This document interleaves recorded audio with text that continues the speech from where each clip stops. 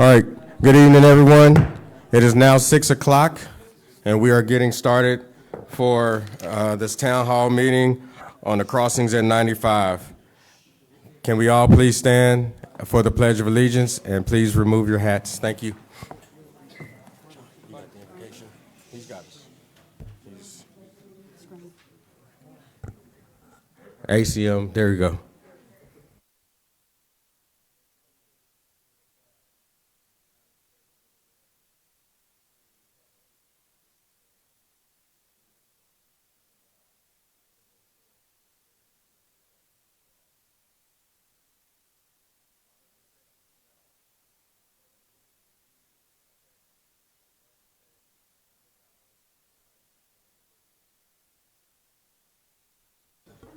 Councilmember Lowe, can you please leave us an invocation?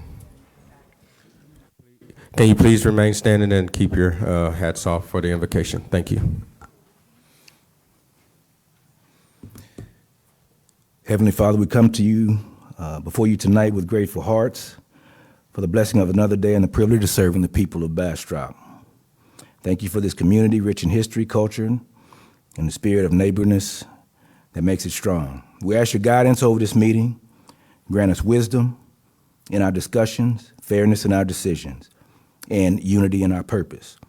May every choice we make reflect integrity, compassion, and a commitment to the well-being for those who call Bastrop home. Bless our mayor, fellow city council members, city staff, and every citizen present here. Protect those who serve our city daily, our first responders, teachers, and public servants. May we honor their service with the decisions we make here tonight. Lord, help us to remember that leadership is stewardship. Keep us humble, open to one another, and mindful that the work we do is not for ourselves, but for the generations to come. In your precious Son, Jesus' name, amen. Amen. Thank you, Councilmember Lowe.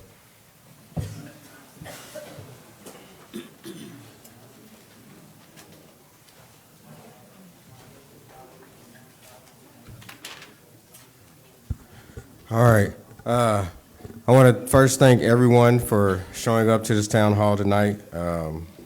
It's always good when the community comes and shows support or comes together to give their opinions on development here in Bastrop. So as we get going, just kind of want to give a couple little housekeeping rules, please. Can we please minimize the outburst as we're going through this? We want everyone to be able to hear. This is being live streamed, and so at times it's hard for people to hear online when people are talking in a microphone. So we want to make sure everyone who's online watching has an opportunity to hear what's going on.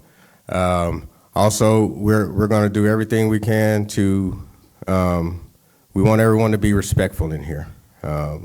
It's beginning stages of this conversation. Well, it's been a couple of times, but this is the first town hall that we're having, and we want to make sure that everyone is heard again and respected in this matter, because that's who we are in Bastrop, right? We're respectful folks. So as we move forward through this, again, please minimize the outbursts, minimize the applause. I know you might want to, but we want to make sure that those who want to speak, we're able to give them time to be heard.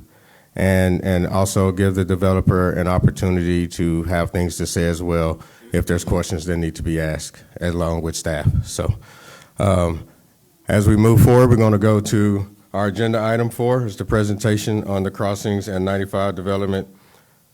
Presentation located at 2002 State Highway 95, PID 48066. Doc, or Mr. Cowie, sorry.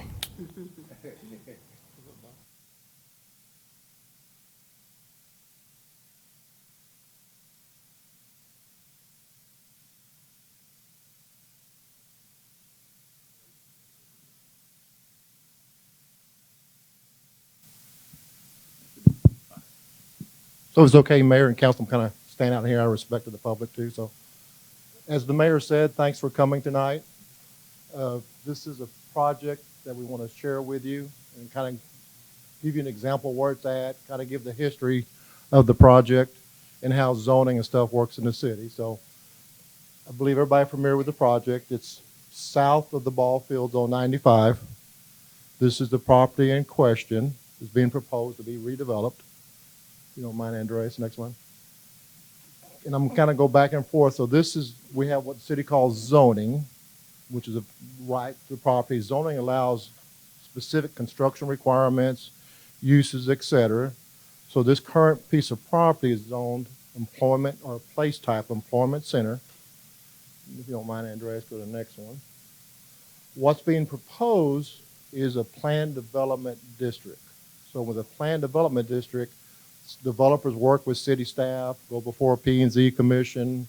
They come up with, and that's where the key word, planned development. What they propose, what ends up being approved by P&Z, recommended by P&Z and approved by City Council.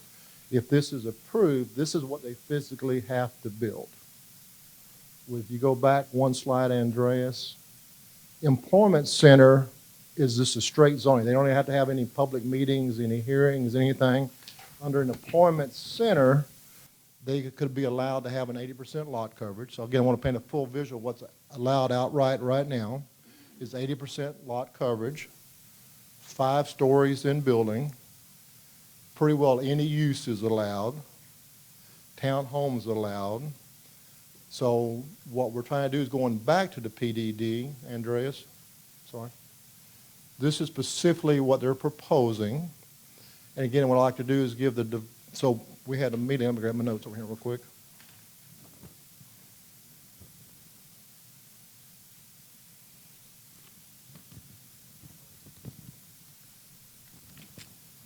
And can everybody see the screen okay?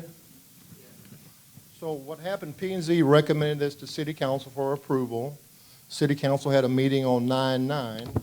At that meeting, from public input and their concerns, we had several things city staff had to address. One was a request of traffic study that we're working through and talking about, working with TxDOT.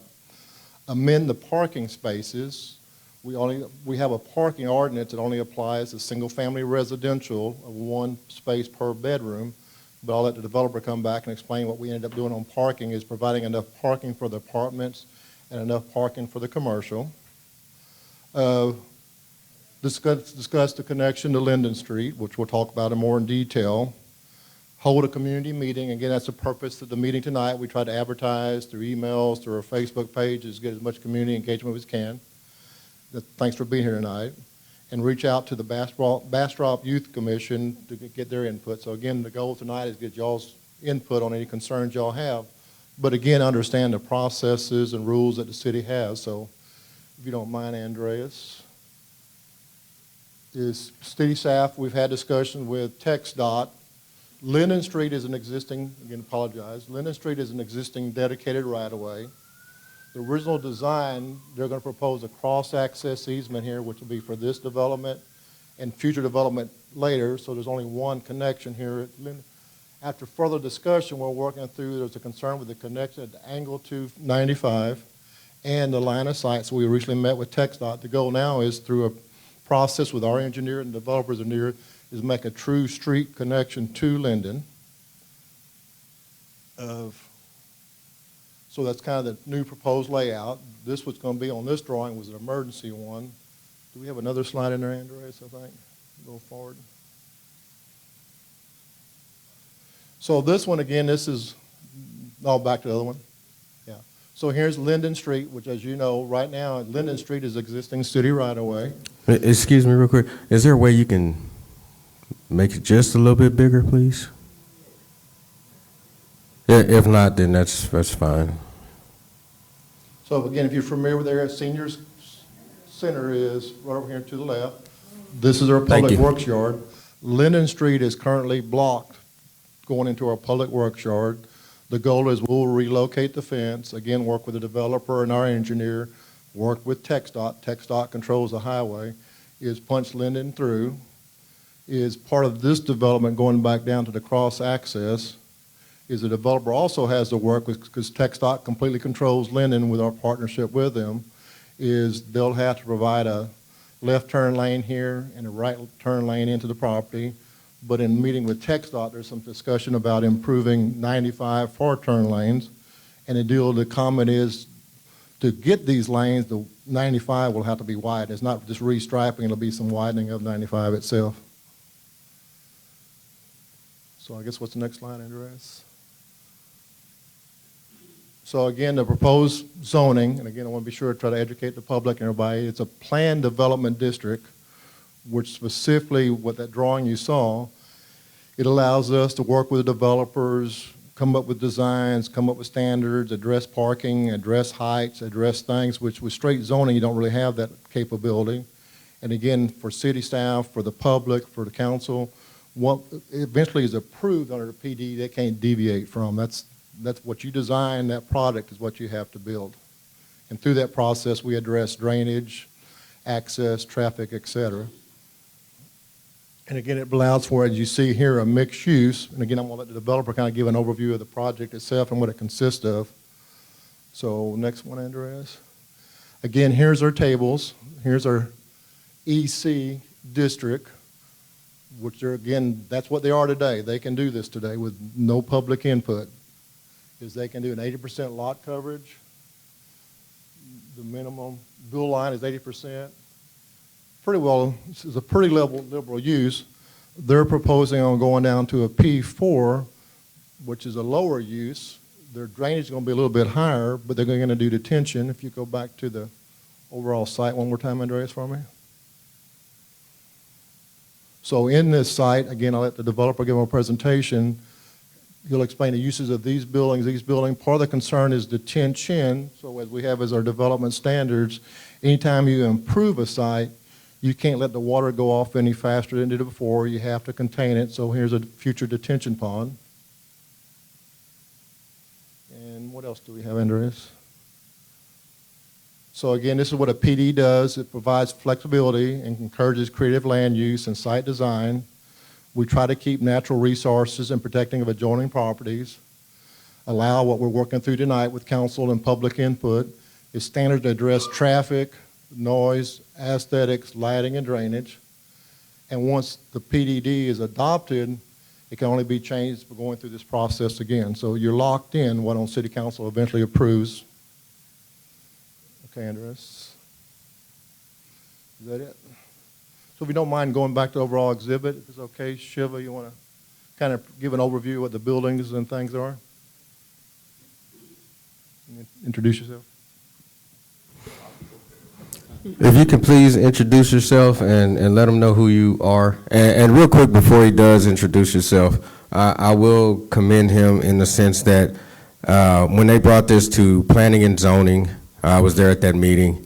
And after the meeting, I got his card, and I called you within a few days, correct? And I straight up told him, you're going to have to talk with the people. You're going to have to set up meetings. You're going to have to let them know what you're doing. There's a whole lot that goes on.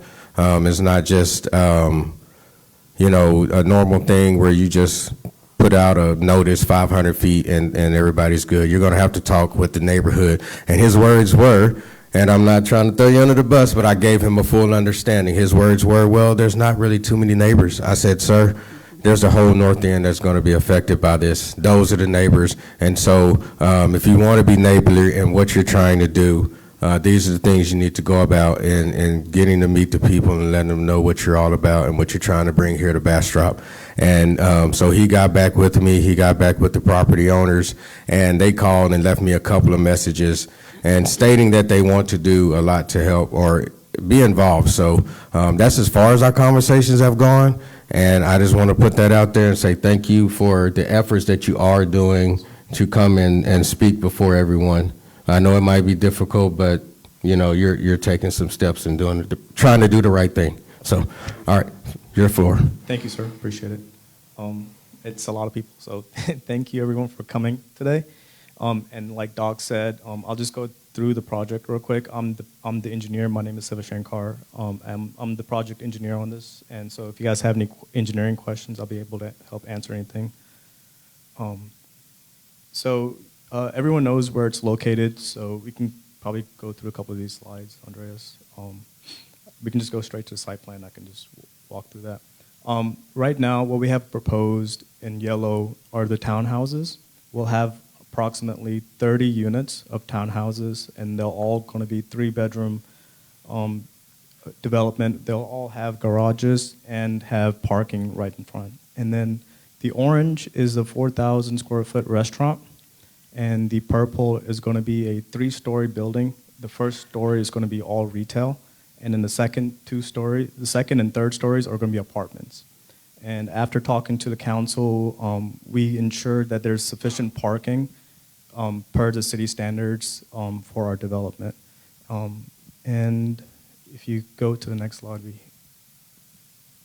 this is the Linden Street connection that Doc was mentioning earlier. I think we're still working with TxDOT on exactly how to connect to Highway 95, but we did propose some improvements that TxDOT's approved already preliminarily. So we will be doing a left turn lane and a right turn lane into our development, and we have detention for the entire site to be able to handle all those stormwater. And so, if you go to the next slide. This is going to be the improvements to Highway 95, everything shaded dark. Is going to be an expansion of 95, where you'll have a right turn lane going into our site and a left turn lane for our for traffic control. I think if you go to the next slide. These are just some renderings that we came up with to help you understand what it could look like. These aren't final, but these will give you an idea of what we're proposing, where we'll have retail on the bottom floor, and the top 2 will be apartment complexes.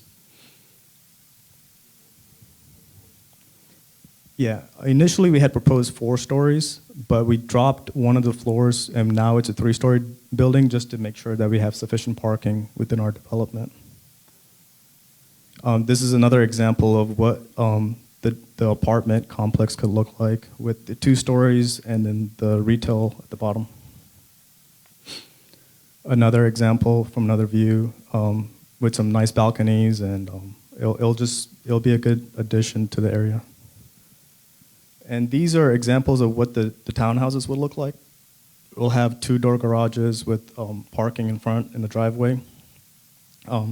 Either one of these concepts or the next one is a more modern complex. So it's still undecided exactly what kind of look it's going to have, but these are some examples of what it may look like.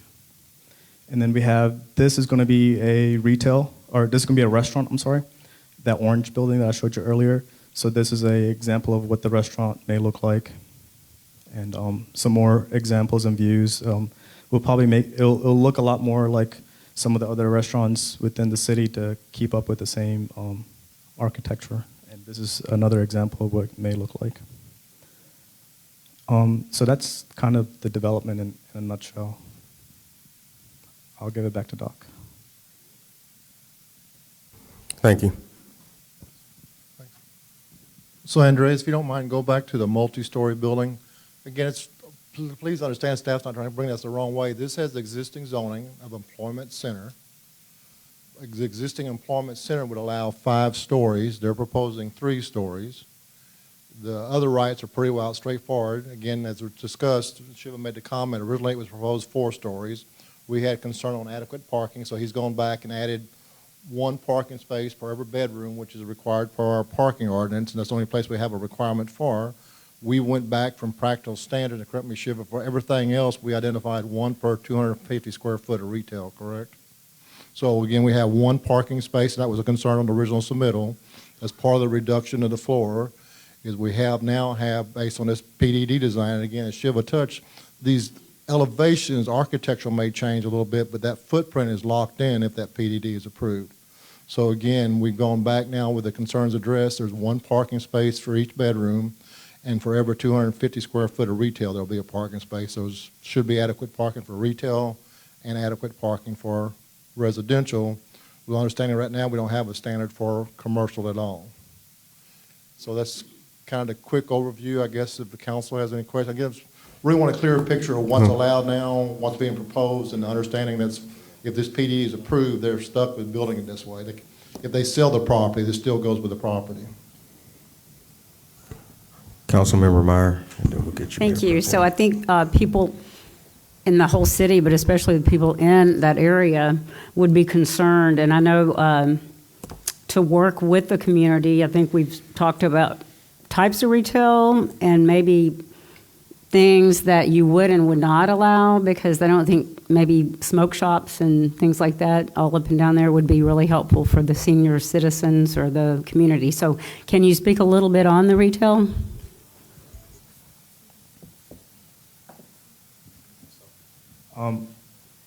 I think there were some restrictions that we were discussing with the city staff that we would add to our development to ensure that there's a certain standard of development that does come into our development here. So they're completely open to being able to restrict certain types of uses, and that's something that we've been discussing with the city staff. Yes, ma'am. Thank you.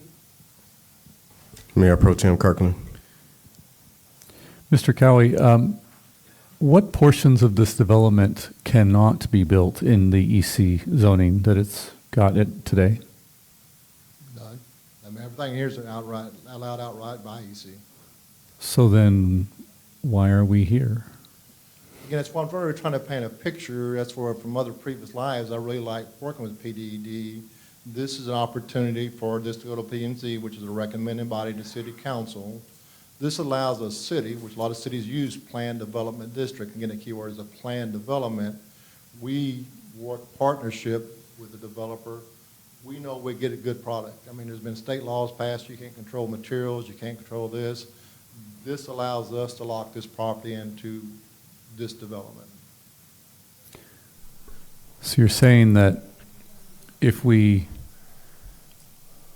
leave it in the existing zoning, the developer can build He can come back and do 5 stories. He can 5 do stories, lot build what he coverage. wants. We cannot restrict uses. But by doing a PDD, it allows us to have this conversation to make the building shorter and set uses as part of the zoning. Is that, okay. It's very specific. Again, not to confuse with some previous PDs, he's locked into this final product. Yeah, I was under the impression that maybe we couldn't do apartments or something like that in an employment center, which is why we had to go down this path. But it seems that we're going down this path just to get a better product, and that it's already allowed to build this on that lot. Got it. Councilmember Plunkett. Yeah, so if they were to build like a 5-story office building, I know there's been a lot of interest in Class A office space in Bastrop. Give us an idea what that would look like in terms of like 5 stories. I mean, I would think you could put several hundred people if it was a call center or something like that. You have any idea like what that looks like in terms of traffic? So let me just do one thing real quick. Is that wrong on the apartments? Is that not in townhouse and townhouses? To be sure I didn't make a misstatement on uses. It said on the slide anyway, yeah. No, you are correct. So by definition, in EC, duplexes are not allowed. Row houses are allowed. And the townhomes that are proposed do not meet the definition of duplexes per the B3 code. They would meet the definition of row houses, the townhomes. So therefore, they are allowed in EC. So Yes, no, sir. I didn't mislead anybody. Correct, sir. Thank you. So again, EC is a pretty widest, our highest use district. Right, it's our most intense And development. again, the term is painting a picture for the public. We have no parking requirements for anything other than single-family residential. We're currently upgrading our codes with landscaping parking requirements. So you could have 5-story buildings of any, within reason, any uses with no parking requirements with 80% lot coverage. Right, and do you have any idea, maybe the engineer might know, like how many people would work at a 5-story building that would fit on this lot at 80% coverage? Yeah, I mean, just obviously ballpark. You're not going to hold you to it, but just trying to get an idea. You know, the point is, this is not an either. This is not a do we want this or do we not? Do we want this or do we want nothing? This is a do we want this or do we want that? So he's done a good job of describing this. So if you're against this, then you're for that. And I just want to describe better what that is. So together, Shield and I do this. So if you look here at the chart, that restaurant is 4,000. So we just keep the existing footprints, but getting the duplexes. Sure. You have a restaurant of 4,000 square feet, that could be 5 stories times 4,000. So you're at 20,000 just on the restaurant. You use the retail, correct, Shiv, that's the first floor. That's just the first floor of retail. You could have 5 stories at 24,000. So somebody do the math real quick. You got 20,000, another 120,000. You could have almost 150,000 square feet of whatever use you want to have. Correct. And Yeah. So now you basically can take that number and within reason, well, not multiply times 5, but you've got 3 stories instead of 5 stories at 24,000. So that's 48,000 square foot less. If you take the restaurant times 5 stories, you got 4,000 instead of 20,000, if that makes sense. Right, and that would, if I'm not mistaken, that would also be with a 0 parking requirement, correct? Yes, sir. Yeah. And again, the developer, again, you got to use common sense. When you do development, we have the requirement of 1 space per bedroom, but you can't have retail restaurant without customers. So Exactly. they've gone back, and we're in the process of adopting a parking ordinance. The typical number you use is anywhere from 200 to 300 square feet per parking space. So they've gone back and taken the 24,000, correct, Shiva, and divided it by 250. So you have, for every 200 square feet of retail, you have parking space. Right, okay, yeah, thank you. I just wanted to make sure we're super, super clear about what we're deciding between. You know, it's not what it is or this apartment complex. It's this apartment complex or just about any kind of crazy thing they could come up with. And so I'll just kind of add to that as I'm sitting here. And it's something I've had a conversation with several people about, just because we're experiencing so much development. And soon as something comes up, we always, as council members of the city, you know, why are y'all doing this? Why are y'all letting this happen? We're going to do everything we can up here to protect Bastrop. We're going to do everything we can to work with developers. And this is no insult to anyone's intelligence, but when someone has land for sale, people can come and buy it. And when they buy it, you know, depending on how they want to work with the city or what they want to do, they have certain rights to be able to develop. Fortunately for us, Shiva and his group, they came to the planning and zoning, and immediately, I mean, it's the first time since I've been involved from years ago with a developer or just seeing development here, and it hasn't been a big fight in what they're wanting to do or what the people of Bastrop wanted to do. You know, for them to drop a whole story of living space to accommodate says a whole lot. And this is not to change anyone's mind. That's just, when it comes to development, it's dollars, right, for those developers. And so I was shocked when I heard that, because again, that's, I don't know what they'll receive benefit financially from, but dropping a whole floor is a whole lot. So again, thank you for, you know, wanting to listen to everyone. I know you said you're going to answer some questions if they need answering to help things go on. But the thing that did catch my attention initially is that y'all did want to do the zoning change to work with the city, right? And we don't get that, y'all. That doesn't happen all too often. So I do appreciate that. But as I'm saying this too, just know that we're going to work through some things and do what's best for the neighborhood and the people. So as we move forward with these decisions. Thank you. Councilmember Meyer. Thank you. And so another concern, because I'm not really understanding, but I guess we really don't have an answer because of text dot yet. Super concerned about danger on Highway 95 and backup on Highway 95 because we already have it right now. But exiting the complex there on 95, it's almost impossible for me to imagine how you could turn left on 95 to head north. But I'm sure that's going to have to be worked out, and that's something that we may not answer tonight. My other concern with the traffic is I want to make sure that we affect the least amount of people in that area, the neighbors, and especially the senior center, on the traffic flow on Linden Street. Going down to one parking space per bedroom, that alleviated my concern about street parking. Because without the amendments we made to our B3 codes, you had street parking everywhere. So that's a huge change, and I do appreciate that, because street parking is the worst, and we sure don't want them parking on Linden or anywhere in the neighborhood, so that's a big thing. So my concern still would be probably to be determined with the traffic study on Highway 95 ingress and egress. So. And to add to that, again, so you have to the parking situation. I have here that you're going to have apartment parking, correct? And you're going to have retail parking, right? And we know how each one of those people hold on tight to their parking spots, right? The people, you don't be parking in my apartment spot, and the retail, don't park here if you're not spending money at my store, right?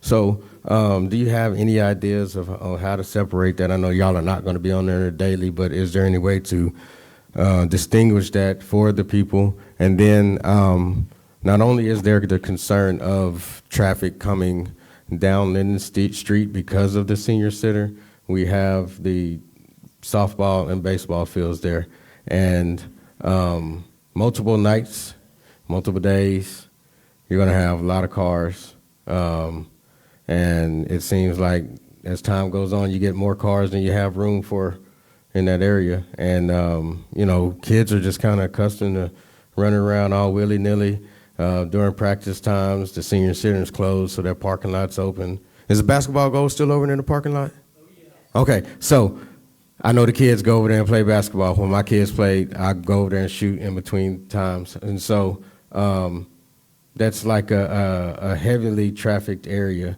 And then especially if, depending on what kind of restaurant y'all would have there, right? If that's going to be family oriented, people might want to just leave from the game and walk right there, you know.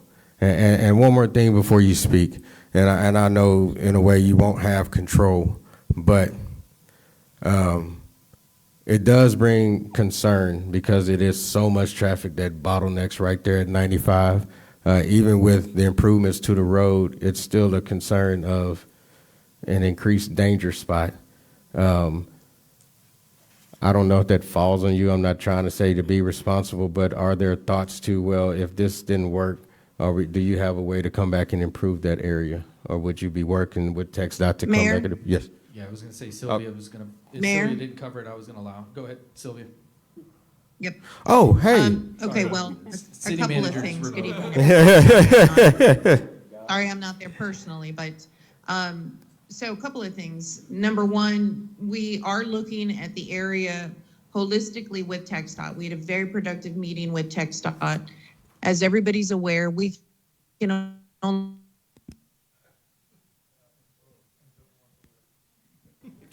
exact You're breaking up. to Linden, getting on to 95, include a reconfiguration there to make that intersection a lot. So number one, not just a widening of 95, but making a continuous turn lane on 95 that would improve the flow of traffic and get people in and out of the lanes properly. The other thing is addressing the outflow from the Little League fields, because that's really dangerous. And our reconfiguration of the Little League fields is a solution to that. The second thing, the developer improvement at Linden is restricted to their what we call offsite improvements, which can be from their property essentially to the public works yard. And that will be paid for through transportation impact fees and developer participation. Our piece, for the sake of the public, the safety, the kids, the seniors, picks up at the public works yard and goes through Hill. And that also includes some safety features like sidewalks, because it's already dangerous there as it is with our big trucks exiting in and out.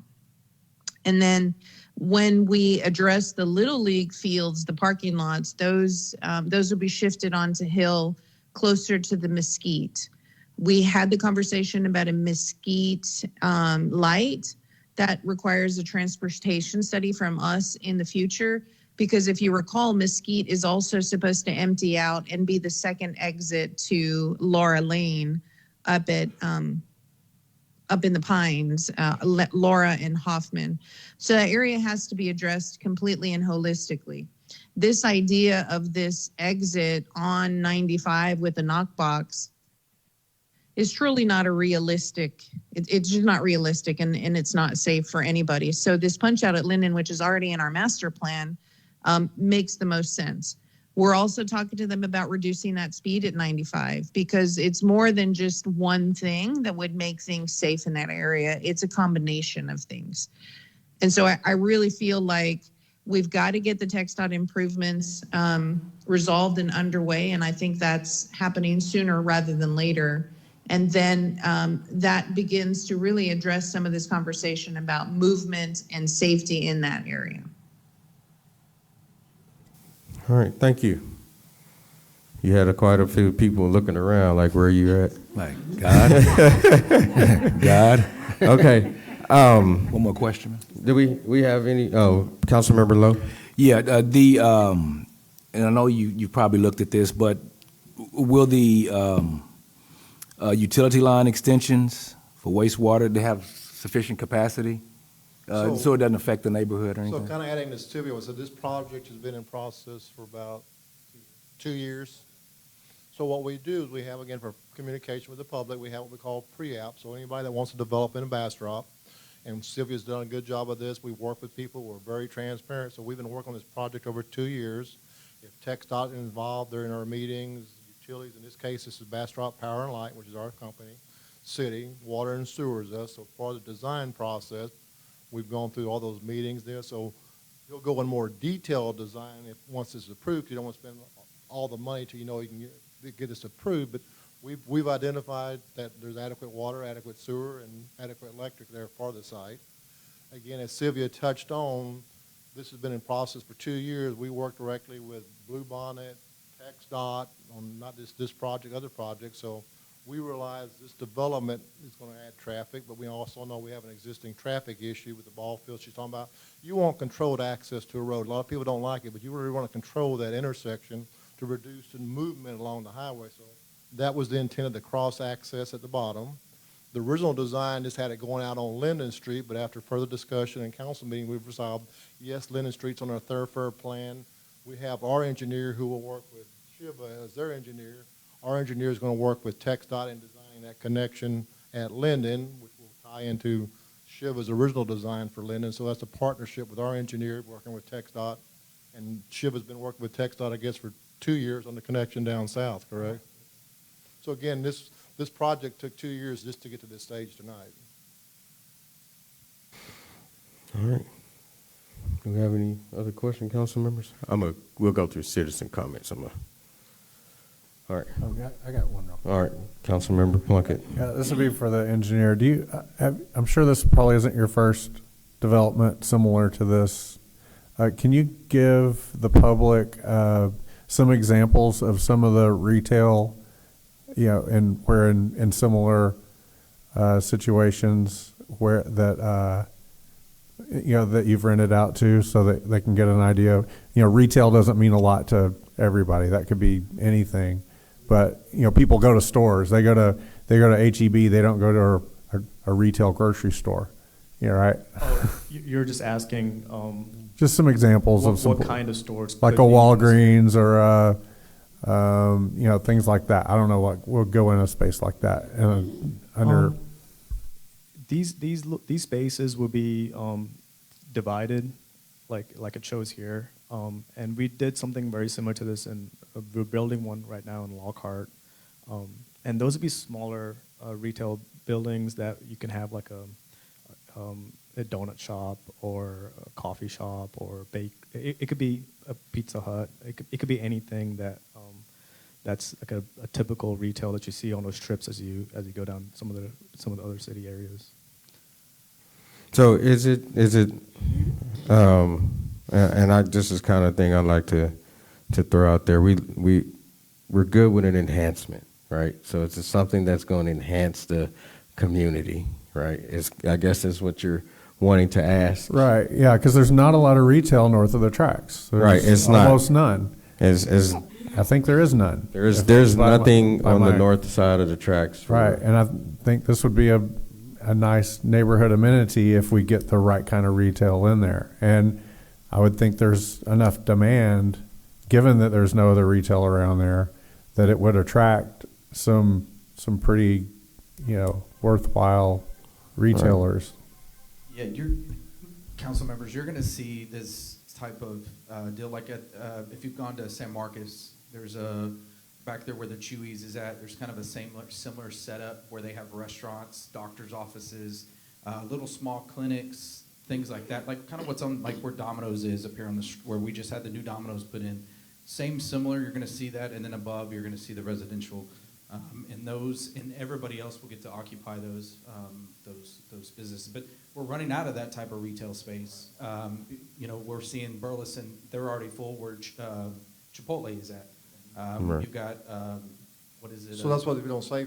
All we these don't- different small mom and pop shops come in and they put in their stuff, and that's what you'll see in these lower 200 to 600, 800 square foot type, anywhere from a restaurant to a doctor, dentist. So adding to Andreas's visual, just picture the top two stories not being there. Development's driven by traffic count and distance. You have Sendero, which is the Far West project, and if you can picture in front of, I used the example he's using, is in front of Lowe's, that strip center building is already filled up. It's basically the same footprint. You have Chipotle's, you have tanning, you have ice cream, you have Smoky Mo's, like basically similar, I'm assuming based on traffic count and needs, and I think traffic counts are good there. And again, you're remote from other locations in the city. I assume that's what type of development you would see. But if you visualize and go visit the building in front of Lowe's, that's what I envision this first floor being. Yeah, good. Yeah, that's a good example.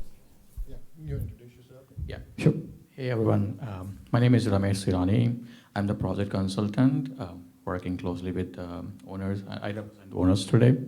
So just to add on what Shiva mentioned, so we did do the development in Lockhart, one of the retail project, and also there is one more project we are currently doing in Cedar Park, which is similar with retail along with the office condos. Like we are getting a lot of inquiries on, like as you mentioned about the call center, right? So we are getting a similar consulting company we're working through.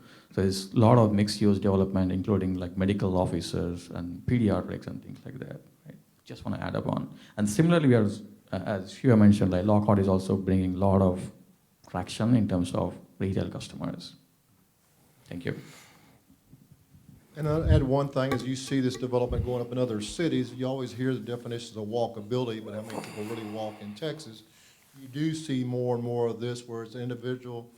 Somebody the other day was telling, I have a friend, they don't even have a car because they work downstairs, they live upstairs.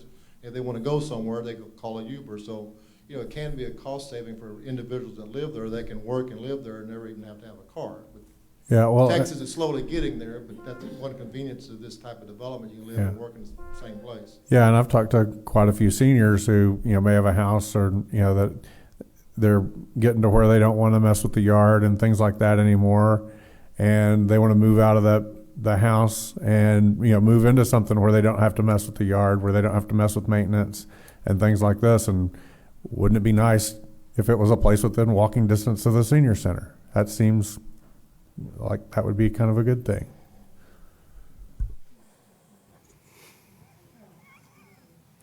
Thank you, Councilmember Plunkett. Councilmember Meyer. Just one more question I thought about, because I said the little green spaces. So there's no requirement for park or green space or anything like You kind that? of read my mind. You go back to the site plan and touch on what you're doing around the pond, Shiva? As far as green space goes, there is dedicated drainage easement that we're still keeping, but I think we discussed this maybe in the past, but there is a courtyard that we're going to be developing, so that's going to be a really nice area where people can go in there and hang out from the restaurant. So it's going to be a really nice courtyard that we're planning on having in that location. So it's not just going to be all buildings. It's going to be a really nice area for people to just walk around and sit down and eat and all sorts of different things in that area.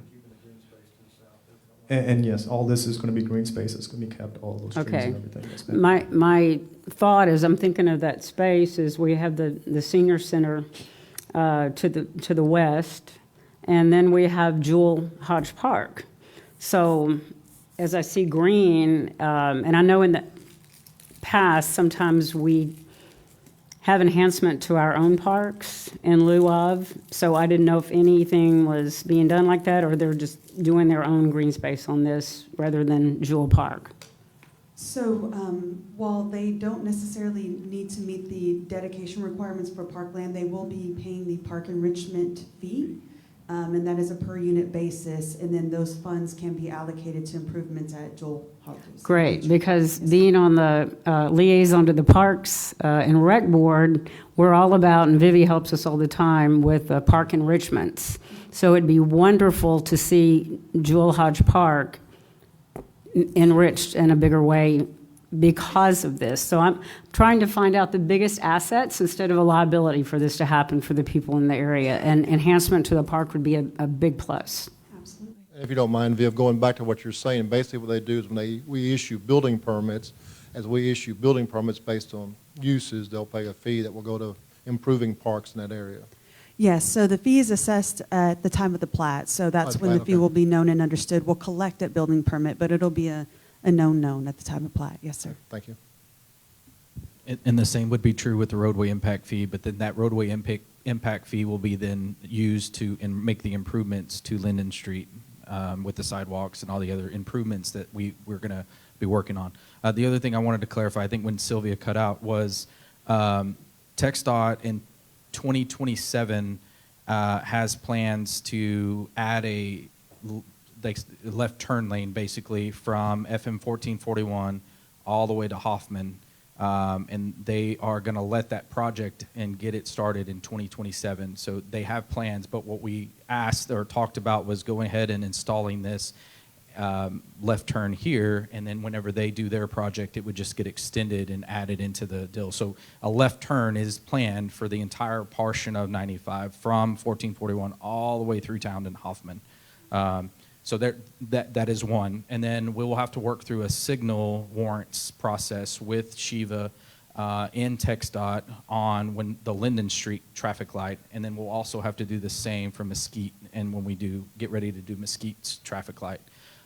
And some of the other things is the site distance. We're going to have to work with TxDOT on the site distance requirements to make sure that that light meets those distance requirements. Right now the speed limit is 60, and so we're talking about reducing that speed limit to maybe 55 or 50 to allow for that site distance to be met.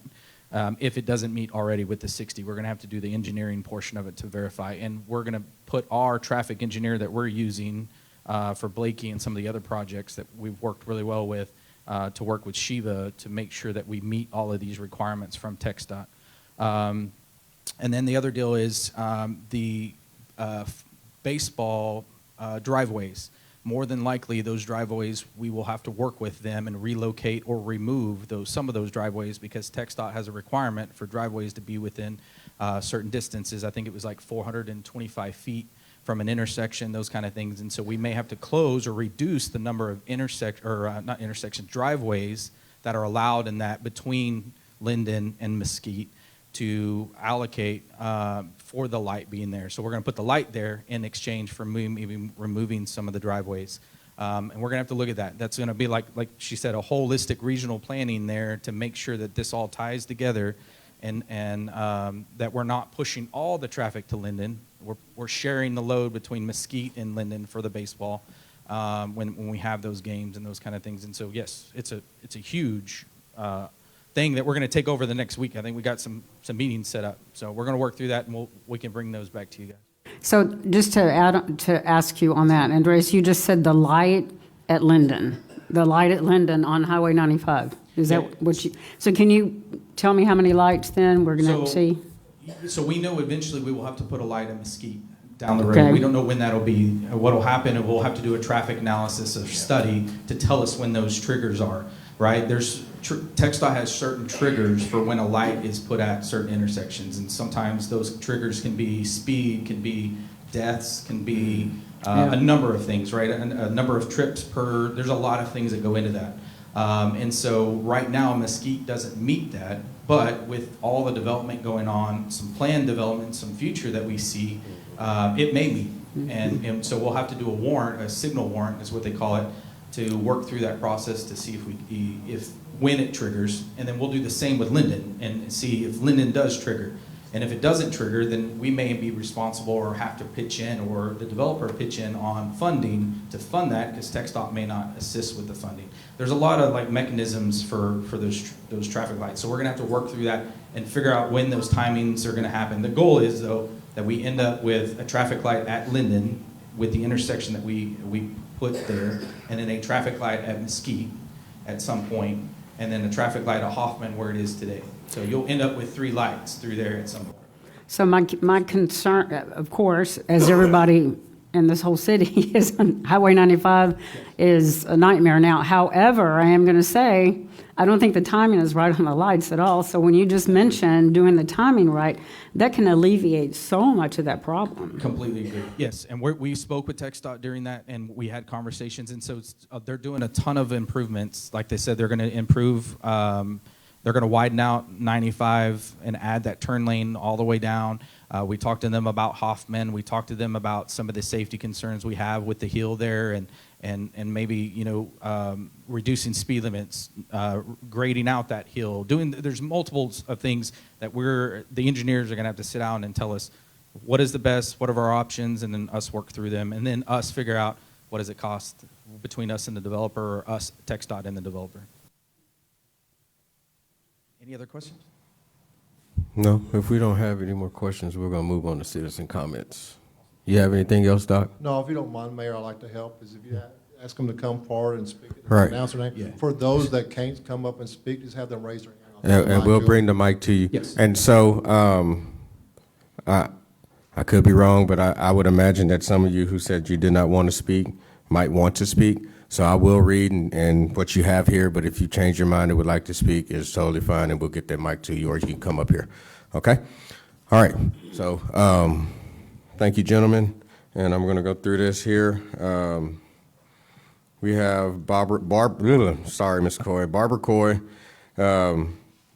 She does not wish to speak, but she would like to record her opposition to this. Rebecca Schaefer. She does not wish to speak, but she would like to record her opposition to this. Marie Hanna does not wish to speak, but would like to record her opposition to this. Beverly Lloyd does not wish to speak, but would like to record her opposition to this. Larry Magnus does not wish to speak, but would like to record his opposition to this. James Richard does not wish to speak, but would like to record his opposition. Thank you, Nicole. Judith Saki does not wish to speak. First one, all right. All right, if you can come up here to the mic, they'll get it to you. If you can give us your name and address, please, and you'll have 3 minutes. Okay. Judy Sackey, 150 Spring Meadows, Bastrop. Couple of things. Linden Street dead ends into a neighborhood. So the traffic coming off of 95, and you've already talked about how it's a nightmare. It sounds like you're putting a nightmare on our street in front of our senior center. The Linden dead ends into a neighborhood further down, so that traffic only can turn on Pecan Street or Main Street and hit Chestnut to go up to 71 or whatever. Hill Street is blocked off because of the school. It's no through traffic. And those are neighborhoods. They're not million-dollar homes, but they're neighborhoods with children. And with all that traffic coming through there, not just the youth from the ball field, and not just us elderly, older, senior citizens trying to get in and out of our parking lot there, but those are neighborhoods with children too. And I just feel like that you're endangering, but it sounds like it's been in the works for 2 years. So I'm wondering what we're even doing here, because it really sounds like it's a done deal already. Hawthorne Street, I know it's by the railroad track. Can't that handle some of the traffic? Why can't some of the traffic be taken on Hawthorne? So, I know it's by the railroad Can I- track, but it's the same thing. They're still gonna have to turn on Pecan Street or Main Street to get out of there. But if they don't live there, that's where they're going to go. okay. All right, thank you.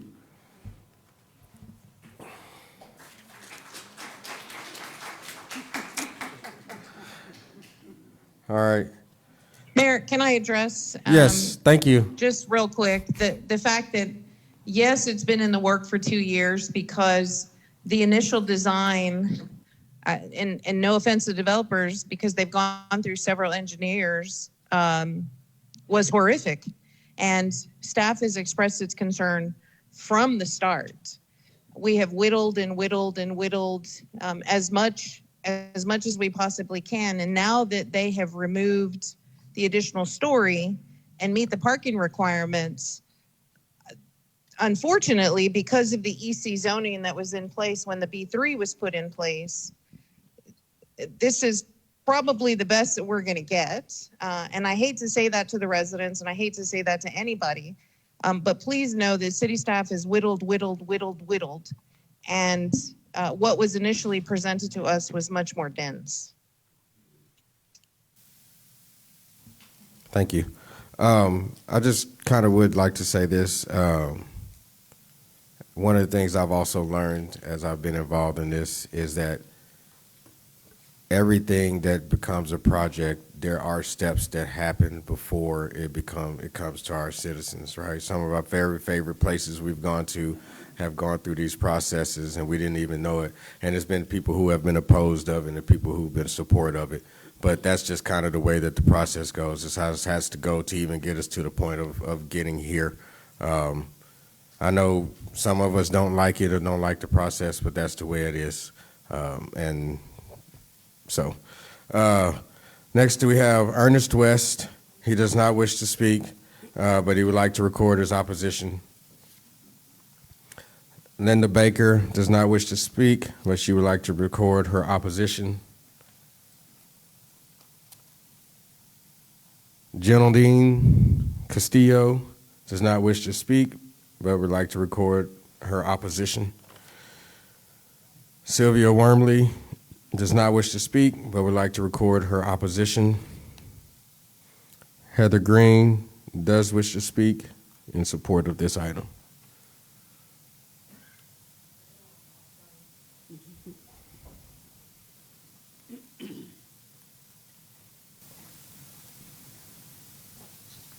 Heather Green, 2007 Pecan Street. And I know that I put that I am in support, and that probably threw some people off because I'm a strong proponent of making sure that our growth is smart in the North End Prairie, or the North End development. And speaking on North End Prairie, I was not a fan. This is very different.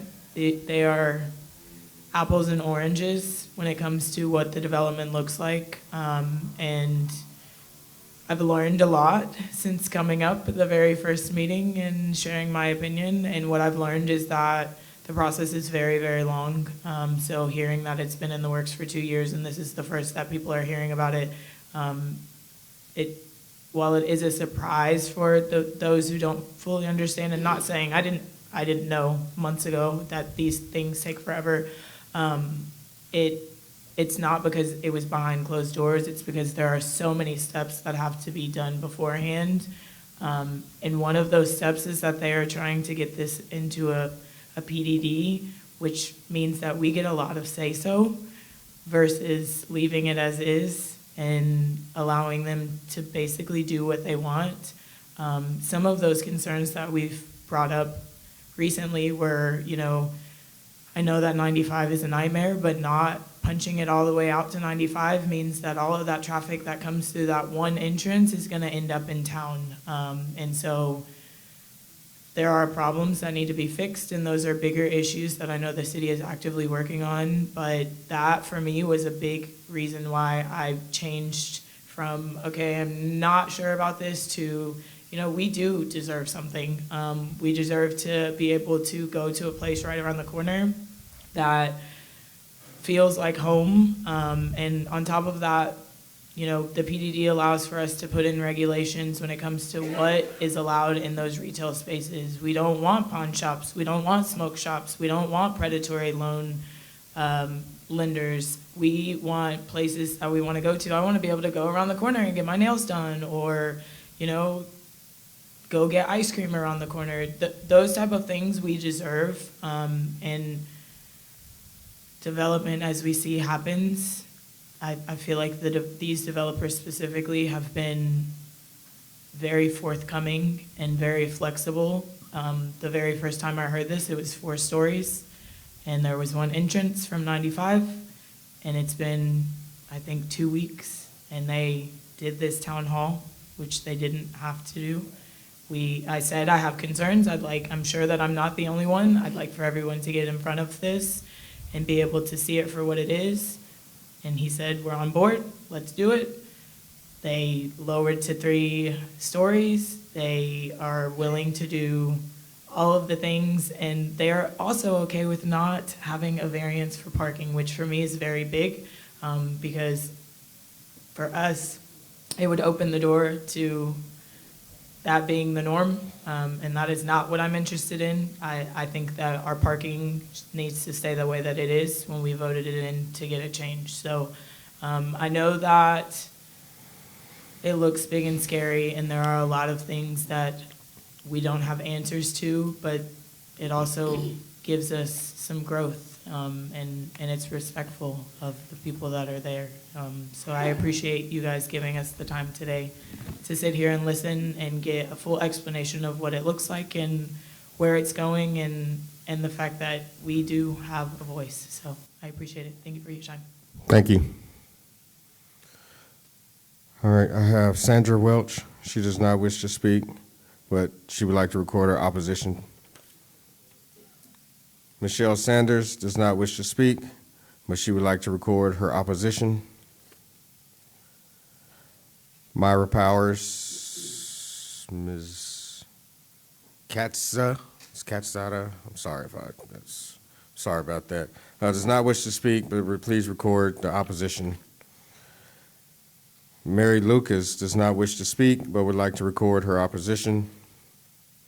Diane Gordon does not wish to speak, but would like to record her opposition. Frank Howard does not wish to speak, but would like to record his opposition. Kathy Metcalf would like to speak in opposition to that item. Hello, Kathy. How are you? Kathy Metcalf, 122 Eula Circle in Bastrop. Longtime resident of Bastrop. I'm also the president of the Senior Center and a longtime visitor of the ball fields. So I'm here representing the Bastrop Community Senior Center as well as the ball players, the ball fields. I am there probably 3 nights a week at practice and games, and then on the weekend most days, Saturday and Sunday. I'm at the Senior Center pretty much 5 days a week, maybe 6 sometimes.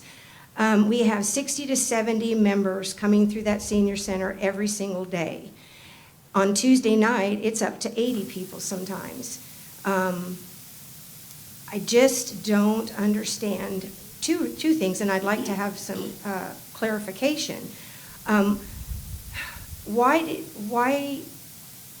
know there's a process, but why, like you said, why are we here if it's already done? And what do you do with all the opposition? Because all of these are oppositions, but why? I don't understand that. So I'm going to go back to the Buc-ee's 12-story hotel, or how many ever story hotels it was.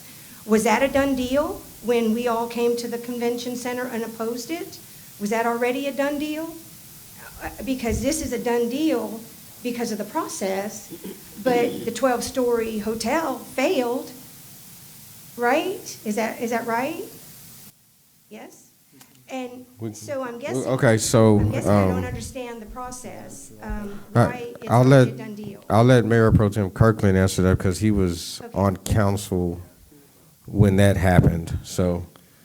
So on the Gateway project that was behind Bucky's, they were asking for a fairly comprehensive rezoning to go from something that didn't support what they were wanting to build to a PDD that did. They also were asking for variances to our existing code that would allow them to go higher than 5 stories, to go to, say, 12 stories. And so the Planning and Zoning organization and the council, they have discretion over things of that nature, right? We're not referring to what we're doing here today as a done deal. What I didn't know before walking in today is that apartments were allowed in EC, the current zoning of that property. If someone buys a piece of property and they want to build on that property according to what it's already zoned for, then they don't have to ask for permission from Planning and Zoning or Council. They're granted that right by law, by the state legislature. And what I personally learned today is that this project can be built using the existing zoning that's already in place. So that means that even if we denied the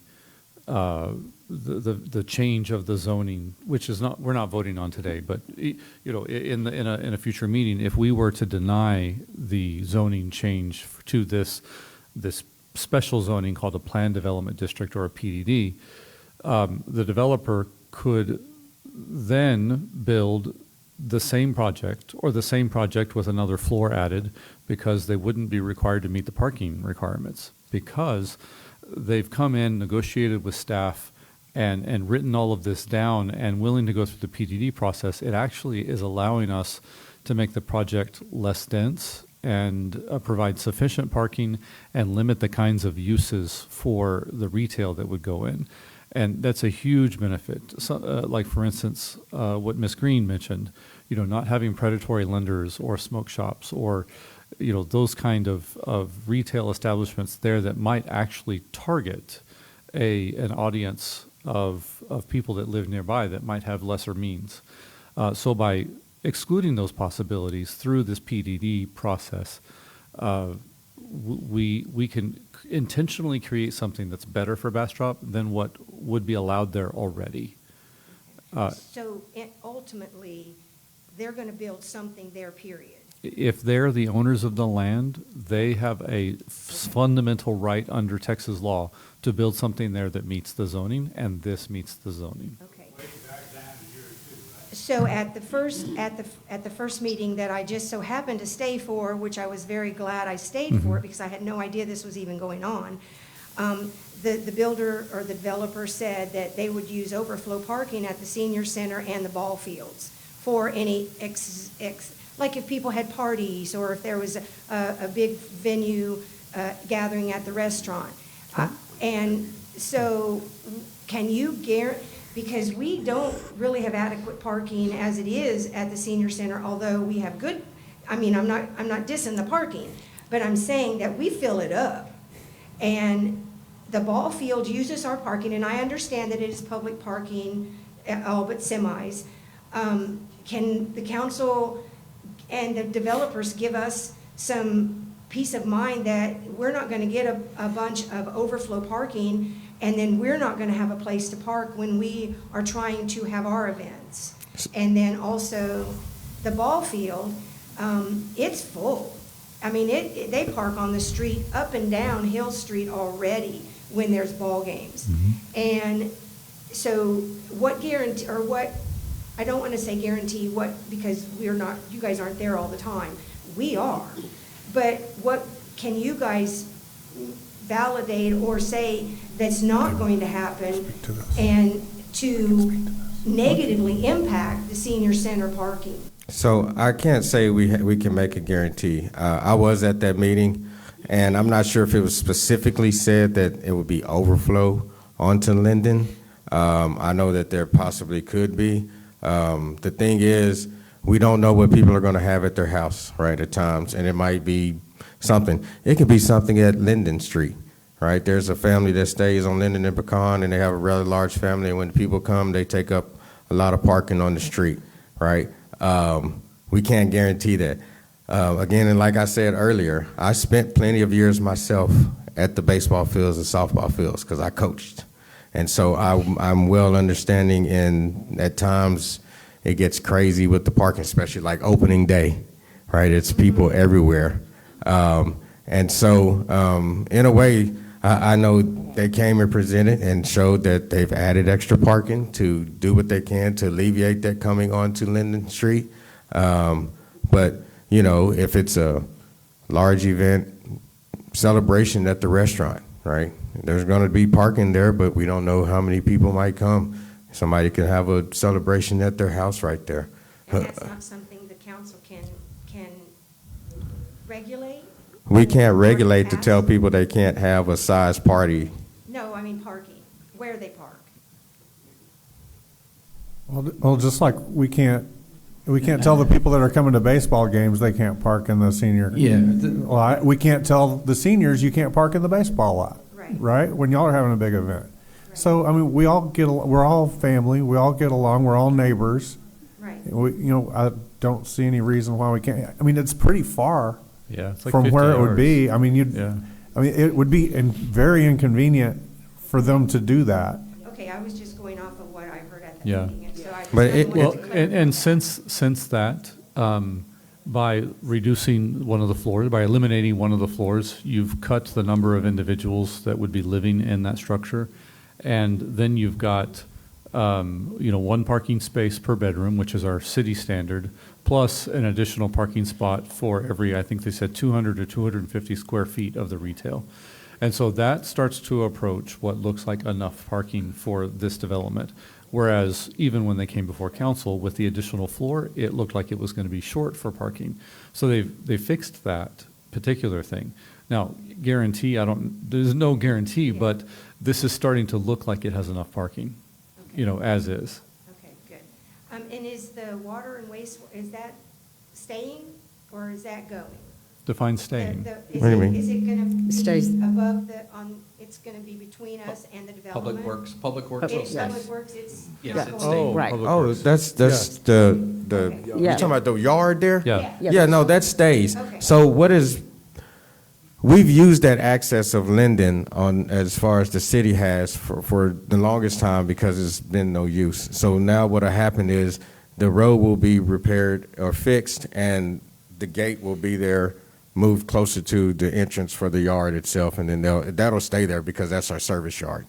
Okay, so will there be a gate between, but there won't be a gate? No, I'm talking about the at all? gate for the service yard, Oh, not okay. the community Yeah, itself. the gate will get moved from Okay. this. It'll get moved from being like this and then will be like this here. This is existing right-of-way upland, that's always been there. As the city, as we grew, we closed off Linden to get to our yard, so Linden is an existing right-of-way. So we're Yeah. not creating a new right-of-way.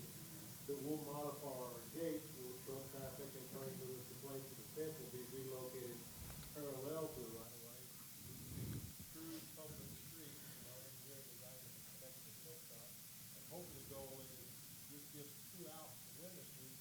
Yes, there's concern, kind of will go back this way, but we'll give an out for people going to go out and so on, and that's what we come in. Yeah. Okay, so now that we know the process of this all after 2 years, and then now we're here opposing it, what's the process of getting 95 infrastructure done before we get through traffic? What does that look like? What is the process from here to when? That'll be like whatever between them and TxDOT they're gonna work on it. But a lot of times too, just like, okay, so there's development So, coming Mayor? at the, Yeah, I was going to say, go ahead, Sylvia. So Mayor, the TxDOT Linden, that's a city project, and we're going to help pay for that through the exaction we take from the developer, the fees, the transportation impact fees Right. we put in. The other question about why we're here, we were here because they had asked for a variance. And so In order to ask for something, we normally tell developers, if you want something, you've got to give us something back in return that is most beneficial for the residents.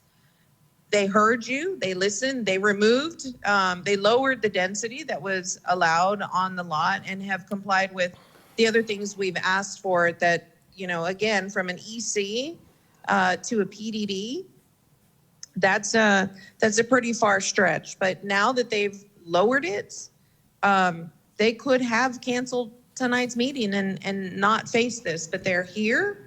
The meeting was scheduled and they came and met with us, so. And just on the development aspect with roads, some of the roads, we know Mesquite needs to be done, right? But there's development going on the bottom side of Mesquite. If we repair those roads with all the heavy construction, right, it's going to tear the brand new road up, and then it's going to cost more. So, that's just kind of the way it goes. And on that note, will there be big trucks going past the ball fields? No. They are by my house all day long because No. we're doing development in Cola Vista. We'll make sure that all construction access is taken off of 95.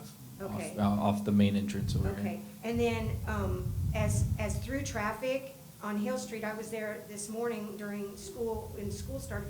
There was 15 high schoolers walking on Hill Street. How are we gonna protect them as well as the ball players, the kids that are running back and forth Linden all the time? I think they said something about sidewalks. The children, sidewalks across sidewalks the street, and they go crosswalks. across Linden. I mean, and. So right now, there's none there at all. No. Right, so there's if no we're. through traffic either. Right. And I will say, though, and I'll just kind of, sidewalks and crosswalks, right? We'll do that. I'm sure we can put up lights or something along, just notification signals, signs saying children at play, crossing, things to get people to slow down. Just like with any other location in town that might need to have something added to it to do the safety. Again, I 100% understand where everyone is coming from, but then also I 100% understand that there are a lot of people that I've known on the north end my entire life that have wanted to have something. I'm not saying this necessarily fits the bill of what they want to have, but the people on the north end have really hadn't had anything but Tracy's to go to, right, for generations. And so in a way, I think something for the people of the north end to have is a great thing. And it will be a lot of people that might be able to take a little walk. It's a couple of blocks, right? Ms. Green said she can, walk over there and get her nails done, get some ice cream with her kids. And who knows, it might turn out to be a safe spot for y'all to walk from the senior center to go have an afternoon tea time or something. I don't know, but Please understand, none of us are here because we're anti-development. Right, I understand. It's just been thrown at us, and we're getting apartment complexes, townhouses, a restaurant, and I mean, it's good and it's bad. Right. It's a double-edged sword, but for that area, it just, to me, don't Austin our Bastrop is what I keep hearing, and that's what is being done. And I understand, and to that, I'm not going to say that point. I'll just say, from the moment I sat in on the first P&Z meeting, when they came, right after that meeting, he's been 100% on board, and the developers have been 100% on board with meeting with the city and the citizens to talk and discuss and let them know what they're planning on doing and to do some workarounds to make things work for the community. Again, by law, y'all, by law, we cannot tell them by per se, can't do it because it's their property, right? And so thank goodness they're kind enough and respectful enough to what we're doing to come in here and have this and talk. I truly commend them because they've been fast action on this. The meeting they had was, what is this, October? So it was the end of August or September?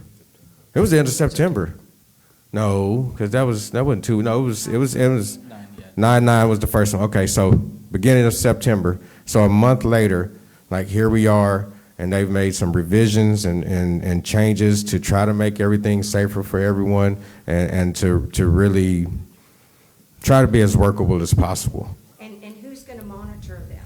Who monitors them to make sure that they do what they are saying? We do. You do? The city does. Okay. Well, yeah, I mean, Doc individually. Right, Doc individually. If you really want to, I didn't want to put him on it, but so really, one of the things, Doc, and he has a great planning department. You got Nicole over here. It's a few other people. Like they're really on top of their stuff, and they're really proactive in making sure that developers are taking care of business, and if it's a need to stop something, they will. They're active in going to the job sites every day. I went and sat with their department, and for who they have, I am highly impressed at how active and committed they are to make sure the right things are done for the people of Bastrop. So just the last question, what's the rent going to be at the apartments? Because, seniors Shiva? living there, as to your point. Shiva can answer that for us. While Shiva's looking for that, adding to, again, I know the public has concern, but as y'all touched on, people have rights, you have existing zoning, again, understanding zoning, is, again, what we like as development staff is the EC is just, they can come in every day with a different permit bill, whatever. Again, I hear the community's concern, but when they come in for permits, other than some minor changes on elevations, they're tied to this. I mean, they're locked in, and it controls us going forward, where straight zoning doesn't give you that capability. So good developers will work with city staff and do this.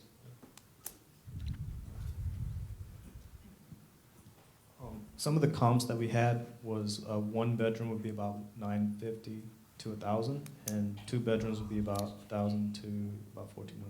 Is what the comps. That leaves our seniors with about $200 to live on a month.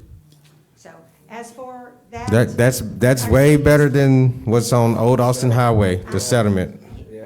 And not trying to on them, but I've had several people that have talked to me about Right, that. but it is also up a flight of stairs. So unless you're putting elevators in, I do understand, but. Y'all have elevators, so they'll have elevators. Yeah, they will have elevators. That's what he says. Three-story building. Or required by law. Okay. Thank you. You're welcome. Can I ask Miss? Oh, wait, Ms. Metcalf, I have a Mayor Pro question for you. Tem. Yes, sir. So you were telling us about the traffic through the senior center, through the people. You said it was 60 in a day. 60 to 70. 60 and 70 a day. And then is there a time frame where that tends to be centered around? Like, for instance? 9 to 3:30 are operating hours. Okay. There will be stragglers there probably until 4 o'clock, give or take. And then on Tuesday night, we have sometimes 80 people there to dance. We have the band. So Tuesday night is also a very active night. Is that why y'all don't come to council meetings? You're dancing? I That's what I heard. Okay, yeah. I've been starting to go to both, so I'm wearing both hats. And because I do appreciate what you guys do for the city. I really, really do. And I like watching the process. I really do not understand why it's a 2-year, why we didn't know about this before, where we could have had some input. But if that's the process, then that's what we need to change if we want to change that. But 60 to 70, we have 397 members right now, and that's within the Bastrop community.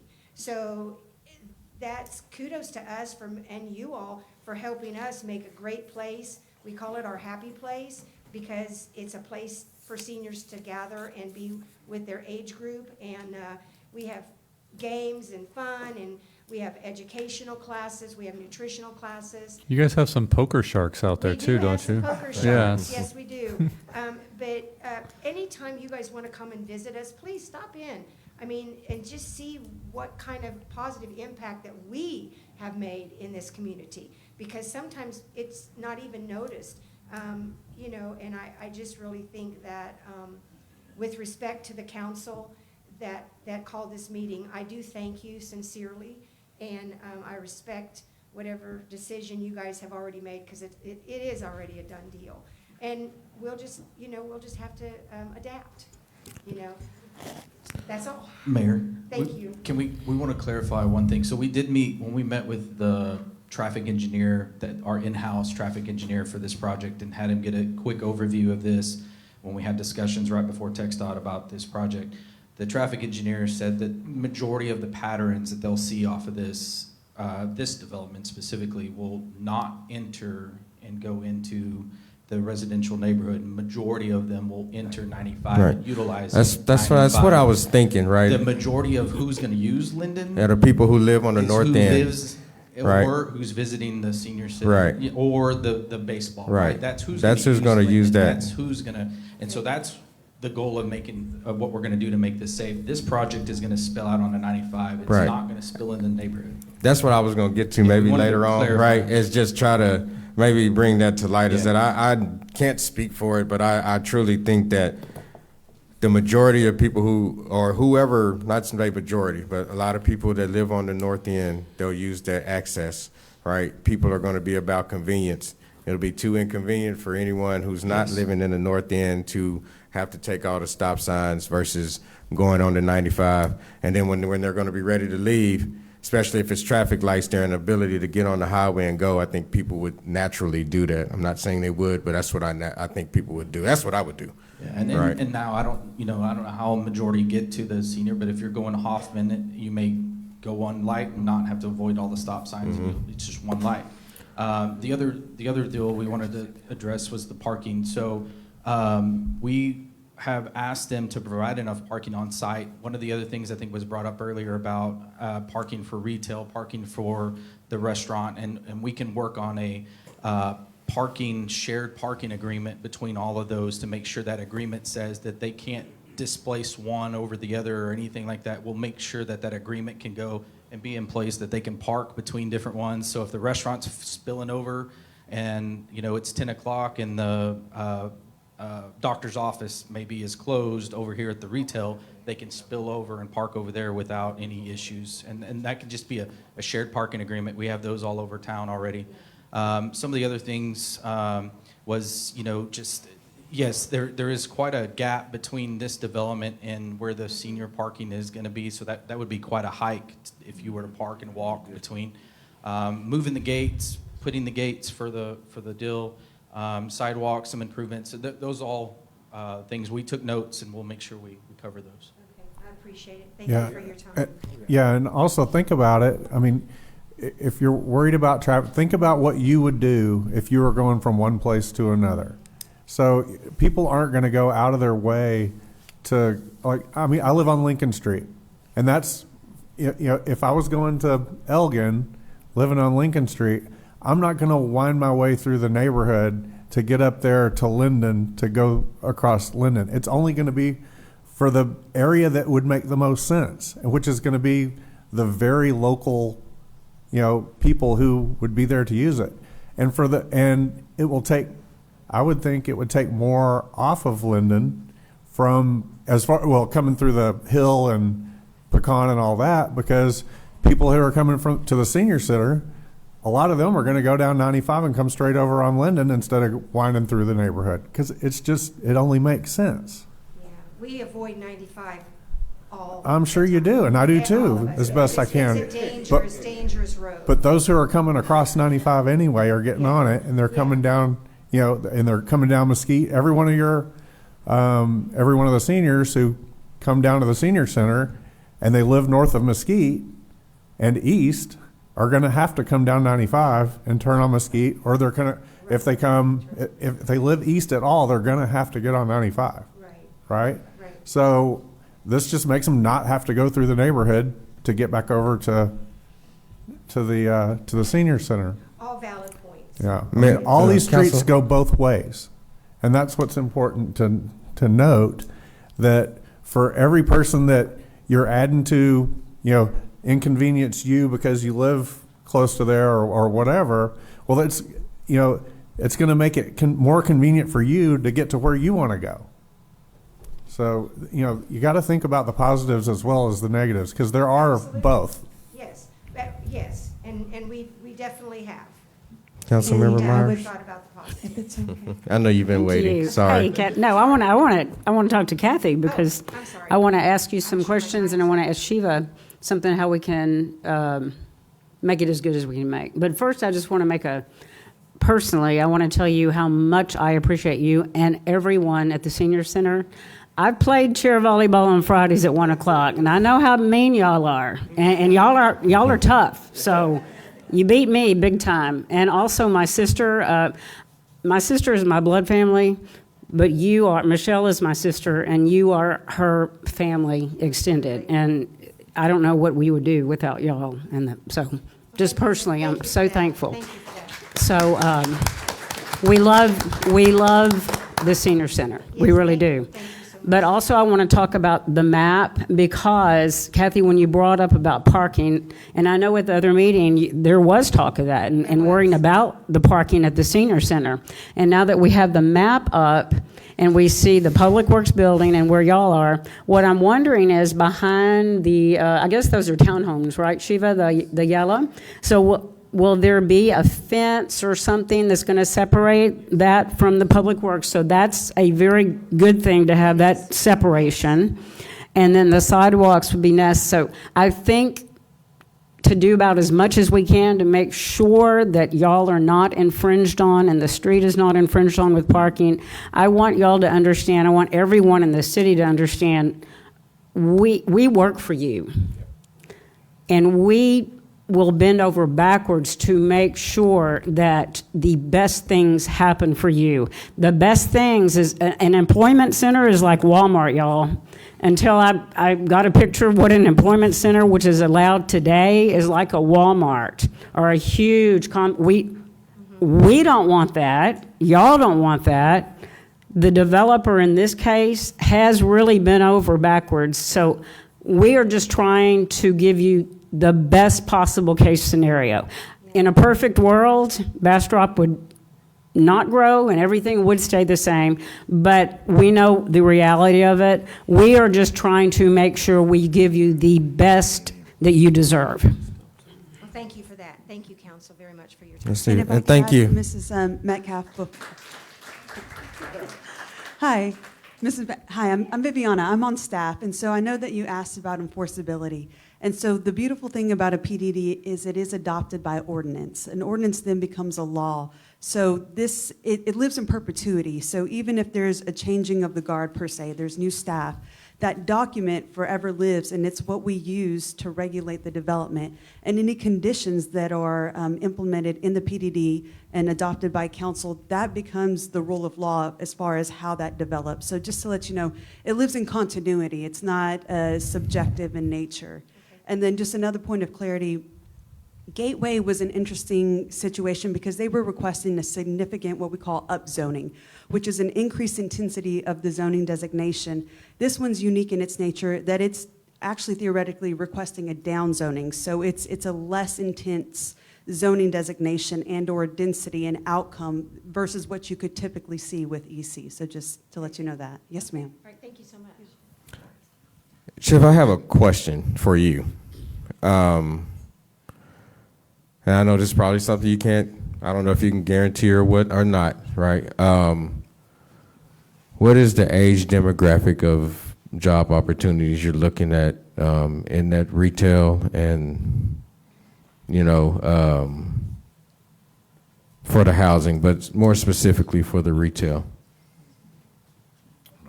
Like, I'm not, if you can't tell me, I'm totally fine, but I'm just thinking, you know, we do have the senior center there, so, Yeah. you know. I think it just depends. For the retail, I think it would just depend on what kind of retail we do get in that area. So it is hard to quantify exactly what the age group is going to be, but since we are going to have restrictions on what kind of opportunities we will have in that area, I think it's just going to benefit the city, and depending on what is in that area, I think that would help to answer that question. But having the senior center there and having certain types of retail that could come in that area would be, you know, a beneficial. Okay. And one more time, what is the distance between the senior center parking lot and the entrance to the, that, where the curve is right there by 95 going into the development? This from here. Yeah, I would say at least 1,000 feet. 1,000 feet, okay. Yes, sir. Okay. All right, thank you. So All if I right. can, Mayor, real quick. Yes, sir. So adding to what Viv said, again, the difference in Gateway, they had a broad paint strip that kind of left a blank canvas. This is very, very specific, because where's the hotel going, lot coverage. So Gateway was never as detailed as this. We've done, help me, Viv, 2 other PDDs, Reed Ranch, which is very specific, and we just did the last Burleson Crossing. So going back to Burleson Crossing East, which is again, Lowe's is Burleson Crossing West, Burleson Crossing East, the developer came in, what y'all approved, went through this process, that's what he's building today. So again, I hate to beat it to death, they're locked into this development. It's very, very specific. And as Vivian Santa said, they can't deviate from this. 20 years from now, this within reason will still apply. Again, there was touched on a keyword of community. And this one thing, city staff, and I like what y'all do as a council, we try to build community here. We know property's going to develop. Back to what y'all brought, that could be an employment center where everybody drives in 20 miles away. Right. They don't live here, they don't work here. At least is this, you're going to get residents that have a place to live. Hopefully you're going to have different businesses. Restaurants going to need high school kids to cater and stuff. So, you know, again, it's growth, but it's a good growth that it could be a lot worse, and it, to me, could benefit the citizen area. Again, there's going to be concerns, there's going to be traffic. But as Sylvia touched on, we're trying to work with the ball field, we're trying to address parking, we're working with TxDOT. Not just because of this project, we know that growth is coming down 95 outside the city that we can't control. Yeah. All right, thank you. All right, I'll resume back to citizen comments. We have Richard Wilson. He would like to speak and in his opposition. Hello, Mr. Wilson. Good evening. I've been watching you, been sitting there waiting to get it going. I've got a paper here about the community news. Oh, real quick, if you can just introduce yourself and then give us your address, please. Can you hear me all right? Yes, I can hear you. If you can introduce yourself and give us your address, please. Richard Wilson. I live in Lake Bastrop Acres, but Okay. I'm a member of the Senior Center. You talked about stormwater in this community newspaper, and where that Senior Center is now is designated as a problem area. You cut Linden Street all the way to 95, you're creating an artery for stormwater to go to the Senior Center. And when you pave over that area where they're going to build the condominiums and the businesses and everything, you kill all the ground cover. And I have dealt with TCEQ a lot of times because I was an environmental manager for Ready Mix Concrete Company. And they are really serious about controlling stormwater runoff. Now, I don't know if the developers have applied to TCEQ with an engineered drawing to how they're going to handle the stormwater runoff, but that puts the Senior Center right at the bottom of the hill. And I went to school in Round Rock, and they taught me that water runs downhill. And a whole lot of water runs a whole lot of water down the hill. Now, right now, we don't have to worry about it because there ain't no rain. But another thing that happens, if you'll notice after a long dry spell like we're having right now, especially on asphalt highways, when it starts raining and rains hard for a few minutes, you see look like soap bubbles. Those soap bubbles are toxins. They are dangerous petroleum, oils, lubricants, things of that nature, and they're going to run off. They're going to run downhill. Now, it's the elevation is not all that much, but it's enough for water to run downhill. So I'm curious how they're going to abate the stormwater runoff, because it will affect the Senior Center and the intersection of Linden and Hill Street. So I'm just curious if they've addressed that yet. Sure. So in the development process, which we haven't gotten to yet, so in the development process, there's several steps. First step is considered entitlements, and that's kind of what they're at today, and that's basically where you determine the schedule of uses, if you will, the density, the stories, the parking spaces. After that, you go into the actual development process, which is a final drainage plan, public improvement plan, site plan, building permit. During the final drainage plan, that's when we would analyze the entire site in its entirety, which is another benefit of the PDD, because we have to look at the drainage holistically, and we require here in the city that pre and post flows from the site must match. So not only are they going to have to size the detention pond appropriately to make sure that they're capturing those flows and not just shedding it to adjacent properties, because that would be adverse impact. There's also a drainage easement at the southern portion of the property that will also be used to slow the water runoff. And as far as the street goes, we would make sure that the storm drain is installed and designed so that it conveys to a drainage system. There's also a water pond that we deepened. That's a city-owned pond. Is that down the blue? Yes, sir. That's the on-site. That's the private detention pond that they would be designing. That's a retention pond? Detention. So, because retention holds a portion of water and then it has extra volume to contain more water. Detention is usually an empty hole that fills during a high rain event. So he would have a detention pond, and that should be able to contain the water runoff for that site and then typically discharge at a certain rate to where it doesn't cause adverse impact. Now, I realize that the blue pond is pretty far away from the senior center. But what I'm worried about is Linden Street itself. Sure. So Linden Street, whenever we do the revamping of that, we would put in a storm drain system, and then what's ideally is you have inlets to capture the flow of water from the street and then take it to the storm system so that it doesn't just shed across the properties. Silt fences won't do it. You got to have more than silt fences. Correct. Correct. I hope that the developers, I'm not against the development because people need to make money. I understand that. And I just am worried about how it's going to affect the senior center. Yes, sir. We are that's too. The whole idea. We are too, and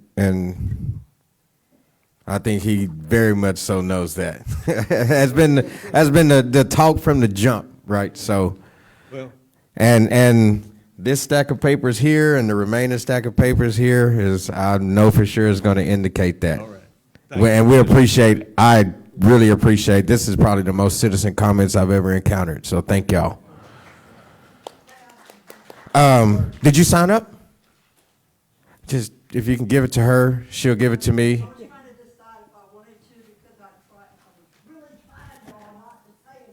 Okay. Okay. I'm gonna go through the list and then I'll get to you. Okay. Thank you.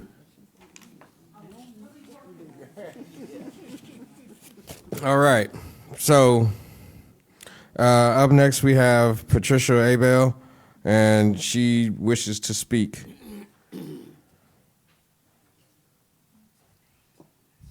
Good evening. If you can state your name and address. My name is Patricia Abel. I've been a member, I live 9 miles out of Bastrop, but I've been a member of Senior Center since 2000. It actually has been home to so many people. The Senior Center was built by FEMA, and it is run by the city. In a room in the Senior Center, we have 40 beds with bedding and everything. In case there's a catastrophic incident anywhere, county or city, they can use the FEMA building as a center and bring people in. When they first let the seniors go there, they had trained some of the seniors to help with in case there was a problem, and they could help serving the food and doing various things.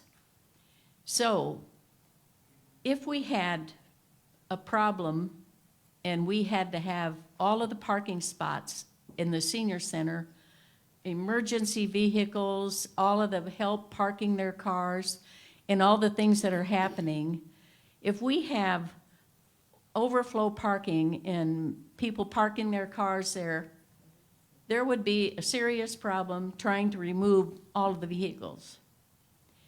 And I know that even though they have rules about parking in at condominiums and at houses, there's always a few people that are going to have a car that they want to park someplace else. How are you all going to control the amount of people, the outsiders parking in the senior parking lot? And then if FEMA does have to come in, how are they going to get rid of the cars? And what kind of rules do we have? How do the seniors have? Do we have a rule that says that all cars that are left after 10 o'clock at night are towed? Or we already have a problem with the ballpark parking and the seniors parking. So, and that's not all the time. That's just once in a while. But how are y'all gonna manage with the FEMA rules on that parking lot? So hopefully, all of those stars don't line up like that. Hopefully right? they don't, yes. Right? Hopefully, we don't have a big event at the baseball field. Y'all don't have an event, and then a storm comes through and we need an evacuation. But I'm sure if there was a need to where we had to make room and get people out, ACM Andres over there would be able to get the fire department as well as Chief Stefanik would get the police department to start getting vehicles removed to make room for the emergency.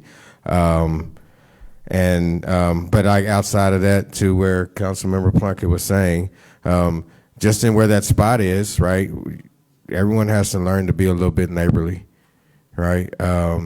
It's obviously not enough parking over at the baseball fields for the games. And so the overflow does come over to the senior center. Just again, hopefully those stars don't line up like that. But if they are and it comes a time for an emergency, like the fire department and police department, they have emergency response guidelines that they go through. And we will make sure that that area is available for the emergency. Well, thank you very much. Yes, ma'am. Thank you for your concern. Appreciate it. Yeah, Mayor, this is kind of similar to the convention center parking lot, city hall parking lot. It's a public parking lot. It's very hard for us to regulate a public parking lot because the city does own that parking lot. Whether it was only built with FEMA funds, but at the end of the day, it's owned and operated by the city of Bastrop, right? So that's a public parking lot. It's not gated, it's not closed off, and so it'd be very hard for us to regulate the parking there and say it's only designated for this because it is public parking. We even here. We can't designate this as convention center only. It's open to the public. City Hall, it's open to the public. Farmers Market uses it, and so it's very hard for us to regulate that. But again, but do you know do you know why people that are eating at the restaurants downtown or going out and having a good time? Do you know why they don't park here? Because it's too far. It's inconvenient, and I can look at that property right there and tell you that there's a whole lot of places they're going to go before they're going to go to the senior center parking lot to park there. I mean, it's a long way. I mean, y'all aren't going to go if the senior center parking lot was full and y'all were having a dance. Y'all aren't going to be parking over there by that restaurant. I mean, that wouldn't make any sense. I mean, so. It's everything works both ways. Just think about what you would do if the situation was reversed, and if you wouldn't do it, then they probably won't either. All right. Up next we have E.C. Sherman, does not wish to speak but wants to show their opposition. Larry Campbell does not wish to speak but would like to record his opposition. Eileen Campbell does not wish to speak, but would like to record her opposition. Michael Pressler does not wish to speak, but would like to record their opposition. Ray Leal does not wish to speak, but would like to record his opposition. Nick Pacheco does not wish to speak, but would like to record his opposition. Jimmy Crouch, you didn't check if you wanted to speak or not, Jimmy. But he always wants to speak. Well, I know. I know, but maybe the stars lined up and he wasn't going to speak tonight. All right, Jimmy?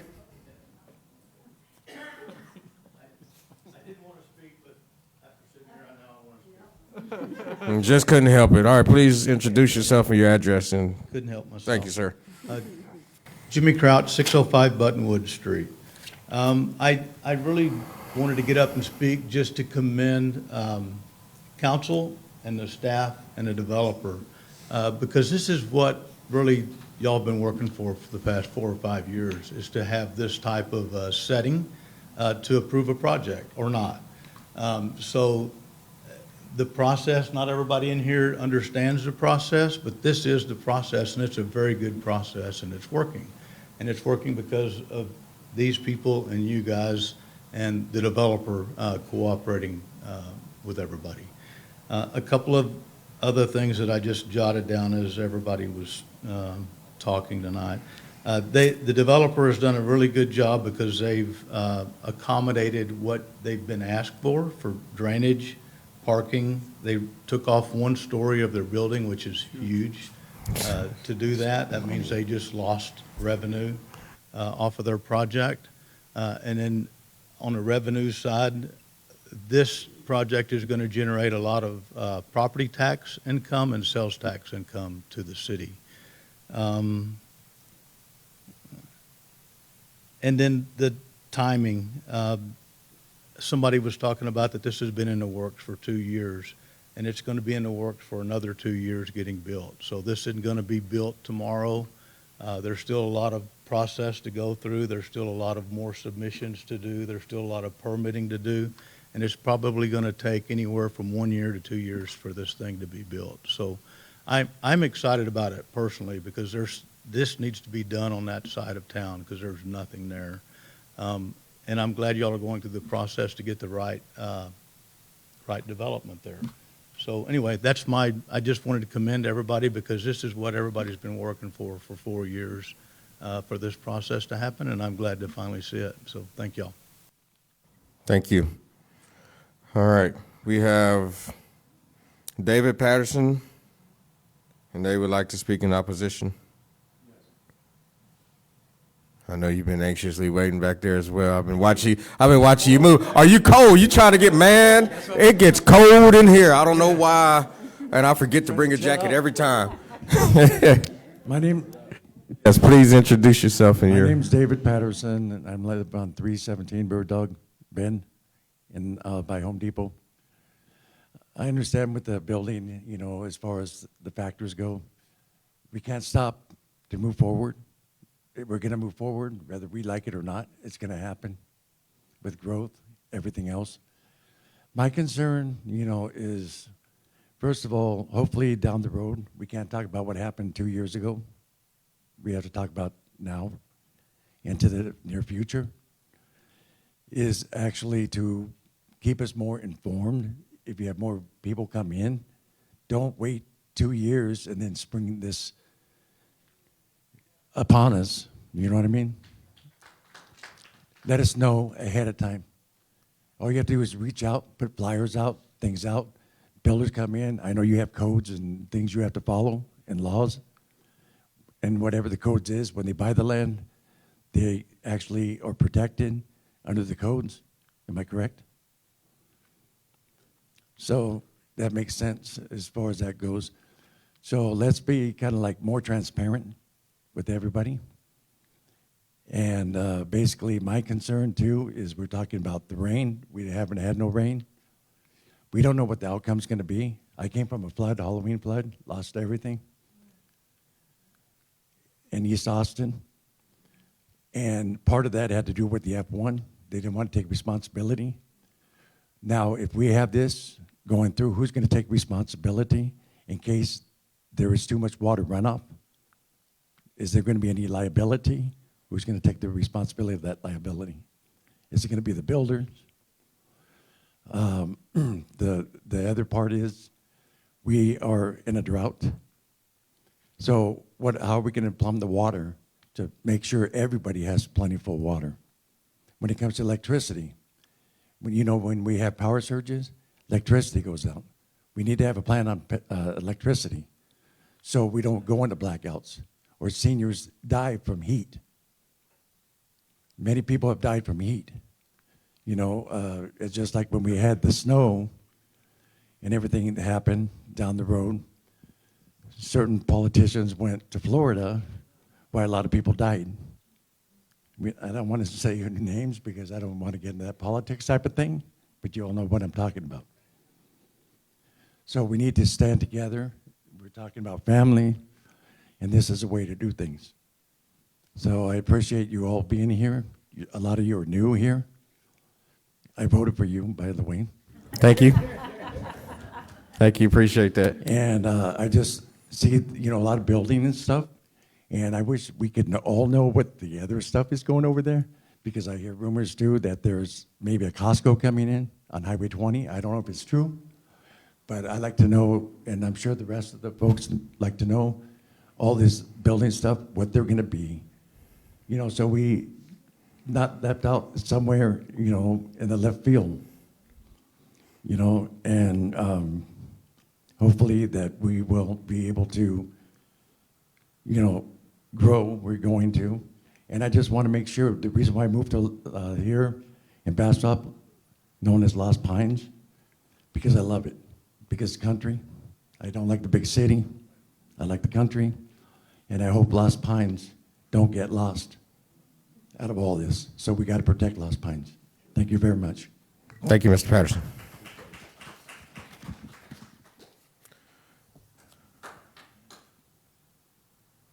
All right, Joe Mile, right? Is that Miller? Okay. You would like to speak, sir, so. Yes.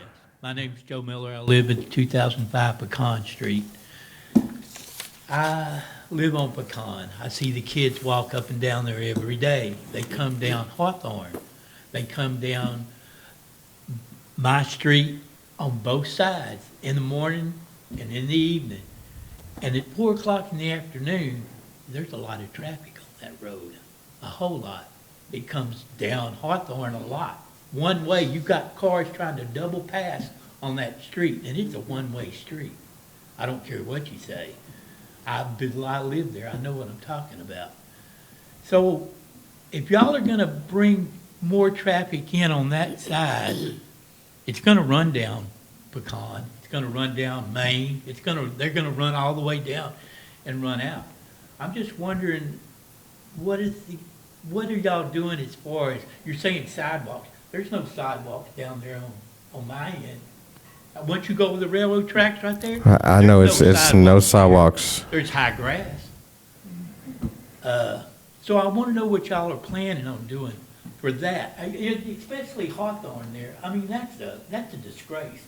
That street is terrible. So, just real quick, I've talked to a few people over there, and I've gotten two different stories, right? One is that they're good with it being bumpity bump road because it keeps some people off, right? Because, okay, so like I am all too familiar, right? My kids went to the high school. I had to pick up my kids before they were driving. I know how that road is, and I know people like to zoom down there to try to cut through to get across. That whole little area, it turns very dangerous because of the high school kids, right? And it does need some safety regulations over there. As far as sidewalks, we have plans for adding additional sidewalks throughout town. Again, pedestrian safety is a concern of ours, and as we get to street repairs and moving on with things, we do have plans to add sidewalks. So those are answered those for you, hopefully. Okay, but you're still going to be running more traffic down that street. Right, I understand. Okay. I understand that's what comes with the development. Okay, we'll see. All right, thank you, Mr. Miller.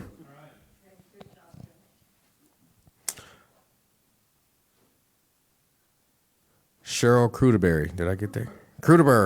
Berg. Okay, that's a G. It looked like Bery, but it's a G. I try hard, y'all. I'm telling you. I've been writing things all day long.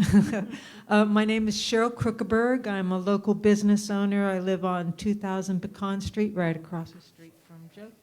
And and I've lived out here since, I've been a resident of Bastrop since 1981. Thanks so much on behalf of like all of y'all for all the concessions that you've made. I've been, one of the people who's really, really concerned about that North End Prairie development, and this doesn't raise the same red flags by a long shot. Essentially, I'm in favor of it. And my concerns really, like Joe's, and I think a lot of the people in the neighborhood, is that it's more about the city, not the developers. Like the city, like cars just go so fast down Pecan Street. They'll go 40, 50, 60 miles an hour. Zoom, zoom, zoom. And the problem with those streets, those beautiful old streets of Wilson and Main and Pecan, is that there's no natural place to put a stop sign because there aren't very many four-way intersections. There's all these little jigs and jags, so there's no reasonable place to put anything to slow people down. But the city really has got to figure out some way to slow people down. Somebody's going to die, It could be an old person, it could be a kid, it could be a dog. Somebody's going to die because people go too fast. And a lot of the city truck drivers, they drive up and down it all day long, every day long. They go a little too fast too. So that's a real problem. Those three main drags of Wilson and Pecan and Main Street. And the thing that worries me isn't the development itself. I do worry about the traffic spilling down into the neighborhood, but I think you're right, Kevin, that people are going to mostly go out toward 95 unless they live in the neighborhood. But my concern is just the overall impact on the traffic in the neighborhood as things get developed. And I guess my question really is, who is it that I need to talk to find out what the plan is for the traffic? Who's in charge of putting speed bumps or stop signs or dead-end streets or something? Because I don't know who to talk to. Was that Sylvia? Well, it's Sylvia or myself, or even just the police chief. So we have a process online that for traffic complaints that you can send in a traffic complaint, and it could be all the way from the police department going out and doing just radar, sitting on the street, doing their enforcement, all the way to analyzing and we putting out traffic counters and doing what we have to do. All of that in order. We can't just go out and No, I got it. You can't just plop down a speed bump, right? And we can't put stop signs. But we have to analyze the traffic and do all of that. But for instance, I know that the neighborhood, the people who live on Wilson Street a few years ago signed a bunch of petitions. They got some action. They got a bunch of weird little dots on the road that didn't do any good. Cost the city who knows how much. I certainly don't. And then the city had to pull them all up because they didn't do any good. Yes. And nothing else has happened. And it's been over 2 years since the dots were pulled up. And still, people are zooming up and down these beautiful old streets. And so my concern, again, is not with the development. I think this is reasonable. I hope y'all would put in a grocery store, because those of us who don't have to cross the river wish we could keep it that way. So a grocery store would be really nice. Just a small market would be really, really nice. But Look, it's he's writing my it down. concern. I know, I Huh? see that. See? I love that. Yeah. And I saw Cynthia write down my thing about instant the train workability right there. Yeah, so that's my concern, is not this. It's what the city is really doing. What's the plan really for the traffic? Because I would rather not wait until my 85-year-old mother gets hit by somebody who cannot slow their roll. We're going to bring we have to bring our transportation master plan, as we've discussed multiple times. We're going to have to bring that to you guys, and we're going to start having a ton of conversations and public input into that. I think it'll be part of the development code. We're going to get all of that together. It'll be coming soon, and we'll put out everywhere we can that we're going to have public input and ask for. Got it. It's that master plan kind of lays out what is our future going to look like, what connections, and modifying that, matching the county, matching what TxDOT has planned, matching and making adjustments for in town. And so then what I would be curious about, like, I think it was Cynthia, but I can't remember exactly. Somebody was saying, okay, well, there are these traffic lights planned for Highway 95, thank goodness. But like, what's the timeline in relationship to the development? And so that's my concern also with this master plan, like, you know, if this will change traffic in the neighborhood. It may not all spill out into the neighborhood, but it is going to change traffic in the neighborhood.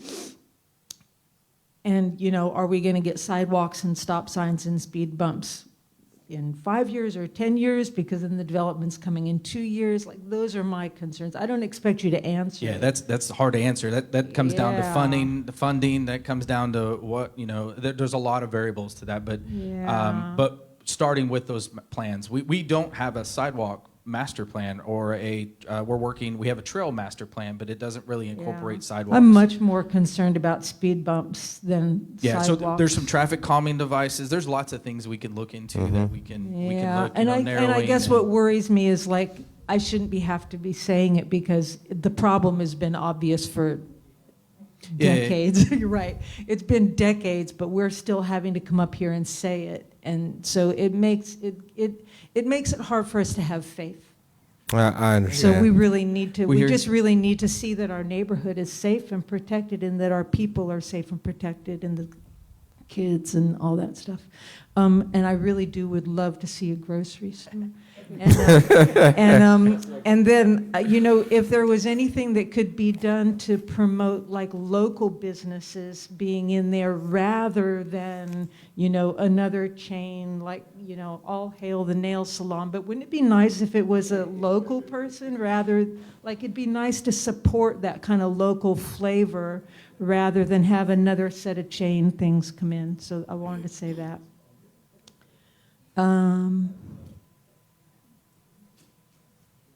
And again, just thank y'all. I really get that y'all, it sounds like y'all are operating at a different level of integrity, and that really takes our concerns into account, and it really makes me feel much better about this. And and thank y'all for going to bat for us.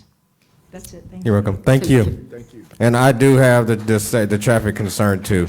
It drives me nuts coming across the bridge, and people zoom down that turning lane, right, from way back. Have you seen how fast he rides his horse? I mean,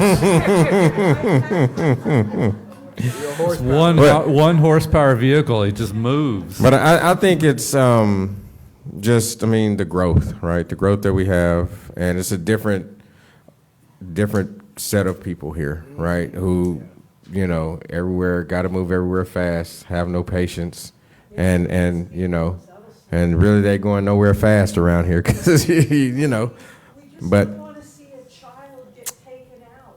I mean, why should we wait for someone to die? Understandable. Yes, ma'am. We should not wait for that. All right. Can I ask a question? Sure, Councilmember Meyer. Thank you. Yeah, just pertaining to this, is there a way, Andreas, since we are working on the transportation plan and this, considering this development, we could put a priority red flag on Wilson, Pecan, and Main Street for the sidewalk system, just to kind of make levels of priority? Could we red flag that on this to make it? And I just want to say, I think, speaking from a neighborhood point of view, it's not so much the sidewalk, it's the Speed. bumps. Speed bumps. Yeah. It's the speed. Sidewalks would at least get the children up off the street. But they're still going a gazillion miles an hour, and then the ball goes in the street. Yeah. Okay, y'all. We'll prioritize. And one of the things we're working on is mapping out the sidewalks, you know, being very clear where are existing sidewalks, what connections need to be made. We're working on mapping out all the sidewalks across the city so that when we get to these conversations, we have the resources and available, I guess, data to be able to help us make these decisions. And I think also with that, we need to look at ditches, right? Just because it's a lot of houses whose streets or Oh, you're yards talking and about, street, like, just ditches in the street with the streets. sidewalks. Are you talking because about like curb just- and gutter or just doing? Just something to where when it rains, right, if there is any water coming from Take the, the it's not water just, and it's get- taking it into the ditch and not into people's yard, because there are people on Linden, Hill, Pecan that still have to deal with that. And I know that's something that's long overdue for being addressed. Yes, and part of the And taken street, care of, like so. the street. Well, we talked about during Sylvia mentioned, we're going from rehab to having a street plan. And putting together that plan, we're gonna start working on that too. We have a maintenance plan now and work on what is the upgrade plan. We don't have that. We're gonna work on that and bring that to you guys. Okay. Thank you, All right, thank you. because Have input, I y'all will have understand. input as well as the citizens. And that's another thing, the input, because I think it's very key that we communicate, right? And I know, Kathy, you are a great source, so I really want to open up, even though this has been in the plans for 2 years, and y'all, we didn't know this was in the plans for 2, so y'all didn't know it either. But at first availability, I want this community to know what's going on, so we will work on our communication and let you know, and key points. Kathy, you're going to be a key point, but just key things like that. I was born in Bastrop on Church Street. There used to be a hospital there. I lived on Pecan Street most of my life, so I walk Carter, Wilson, Pecan all the time, so I know what you're saying, and that's why I think prioritizing and red flagging and things, we can do that, and we'll work on that for sure. All right. Pearl Russo. Yeah.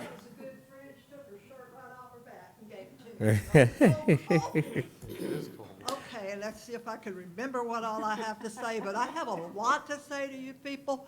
But I think that, first of all, that you're wrong in putting a development in an established neighborhood, okay?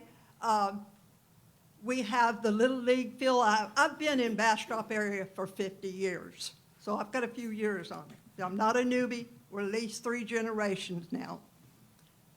My grandchildren play ball at that park. I know it's at least 40 years old, okay? I don't like the idea that you're infringing on young people and old people or mature people, okay? I don't like that idea because I think that you've actually let Bastrop down. I happen to be a Cedar Creekan, but I'm in your ETJ. I'm out there by the Cedar Creek High School. I have paid my dues by buying in this city for 50 years. So you've got a lot of my money. I feel that your planning may need some adjustments. I think that you have a very excellent neighbor here in Smithville and Elgin that have activities for their young, very young, and their mature people. What about the people in between? You need to develop, this is my suggestion because if I'm going to complain, I should have some kind of remedy, right? So I think you should have a long time ago, and you people, maybe people prior to you, Ray Sullivan and Joanne offered a big piece of land out on 304. He was a policeman from Austin, so he had a lot to do with juveniles. I think you're developing a civilization with a whole lot of problems because they have nowhere to go but to beer joints, okay? And to maybe somebody's house that's giving them beer and nowadays drugs and stuff. It doesn't have to be a YMCA, but Smithville and Elgin puts Bastrop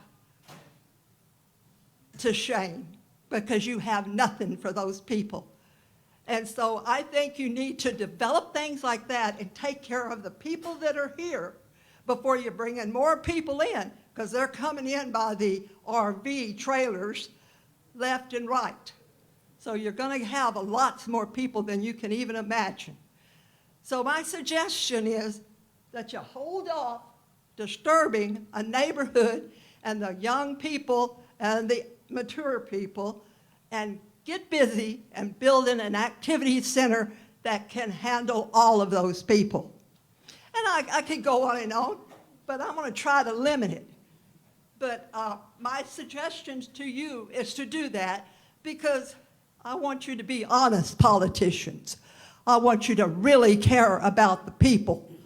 Not only that they paid your paycheck, but they're your neighbors. And they're the children that may be breaking into your house and committing all kinds of crimes because you didn't have the foresight to keep them busy. Because idle hands gives you a lot of trouble. Thank you. Thank you. All right. I did have a few people who sent emails in. Larry Magnus, he was in opposition. Ruth Ann Adams, in opposition.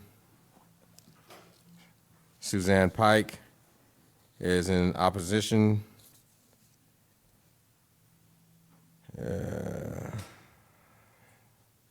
Cheryl Cato is in opposition, and Cynthia Shaney is in opposition. So that is all that I have for emails and citizen comments. I really appreciate everyone and their concerns. Shiva, you have your name. Yes, ma'am. I'm sorry, I was one of the first names that you, could I come up and Sure. What is your name? Sylvia Wormley. I didn't know I was going to, until I saw your plan, I didn't really know I was going to have one. Okay, let me just make sure you're here.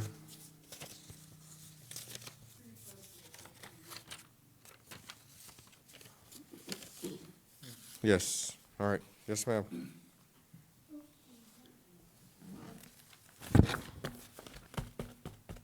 Please introduce yourself to us and your address. Sylvia Wormley, 1272 Lower Red Rock Road.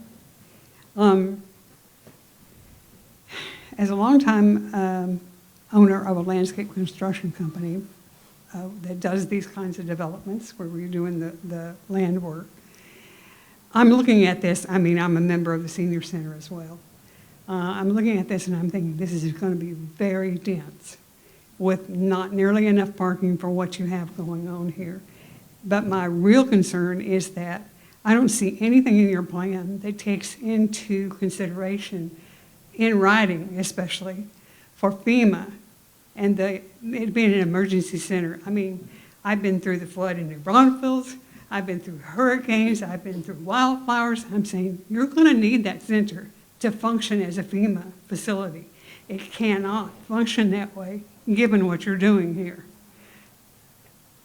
If you can come up with a written plan and FEMA will sign off on it as being, yeah, that's a good, this is not an emergency plan. That's all I have to say. All right. Thank you.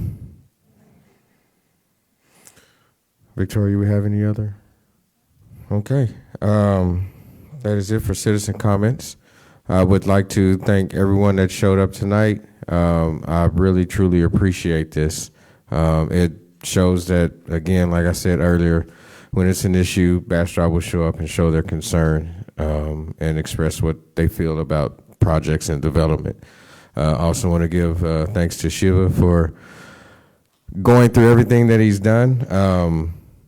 And in my experiences, he's done things pretty quickly. Like I say, September 9th, he was here, and I talked to him a few days later and gave him some pretty stiff demands. And I was like, yeah, no, we got to go through this. And so thank you for being proactive and really, you know, bending over to work out something for the people to see and presenting this to us.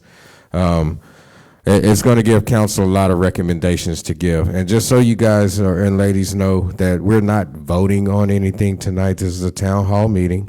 But what we will do, more specifically, also, because I got this in the email, so for those who may be listening or here that emailed me, I, as the mayor, do not have a vote, right? I run the meetings, I make sure things go smoothly, the votes go between the council members. So for those that emailed me saying, Mayor, you have to stop this.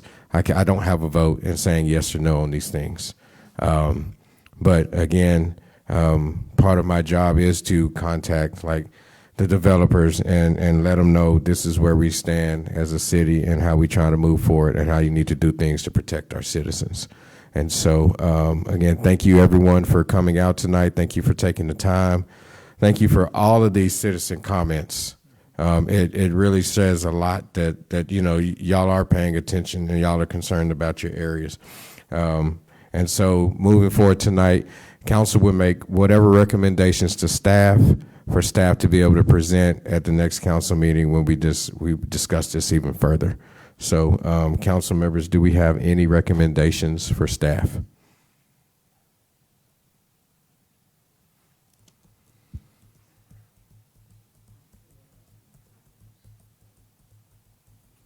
I think the only, I don't have any recommendations regarding this. I just think the discussion of the priorities of the transportation plan for the speed and the sidewalks to be considered is a major thing in conjunction with this. So thank you. All right, thank you, Councilmember Mayor Pro Tem. Yeah, I mean, it's always about traffic, parking, and drainage. And that's why we have those elements in our in our development code. So, go forth and do what you do and follow the rules like I know you're going to, and then bring us, back something that handles all that. Okay, will do. Yeah. Easy enough, right? Yeah, easy enough. Yeah, easy enough. So for everybody in the audience, this will come to council on October 21st. October 21st, this will come back to council. And between now and then, we will continue to work with the developer, make some adjustments. We will continue to work with TxDOT, and we will continue to work through some of those concerns that we have and try to narrow them down and then present to you guys on the 21st. All right. Well, we appreciate everything, y'all. Now we're on to agenda item 6. Motion to adjourn. Second. We have a motion and a second. All in favor? Aye. All opposed? Thank you, Bastrop. Y'all have a great night. Love y'all.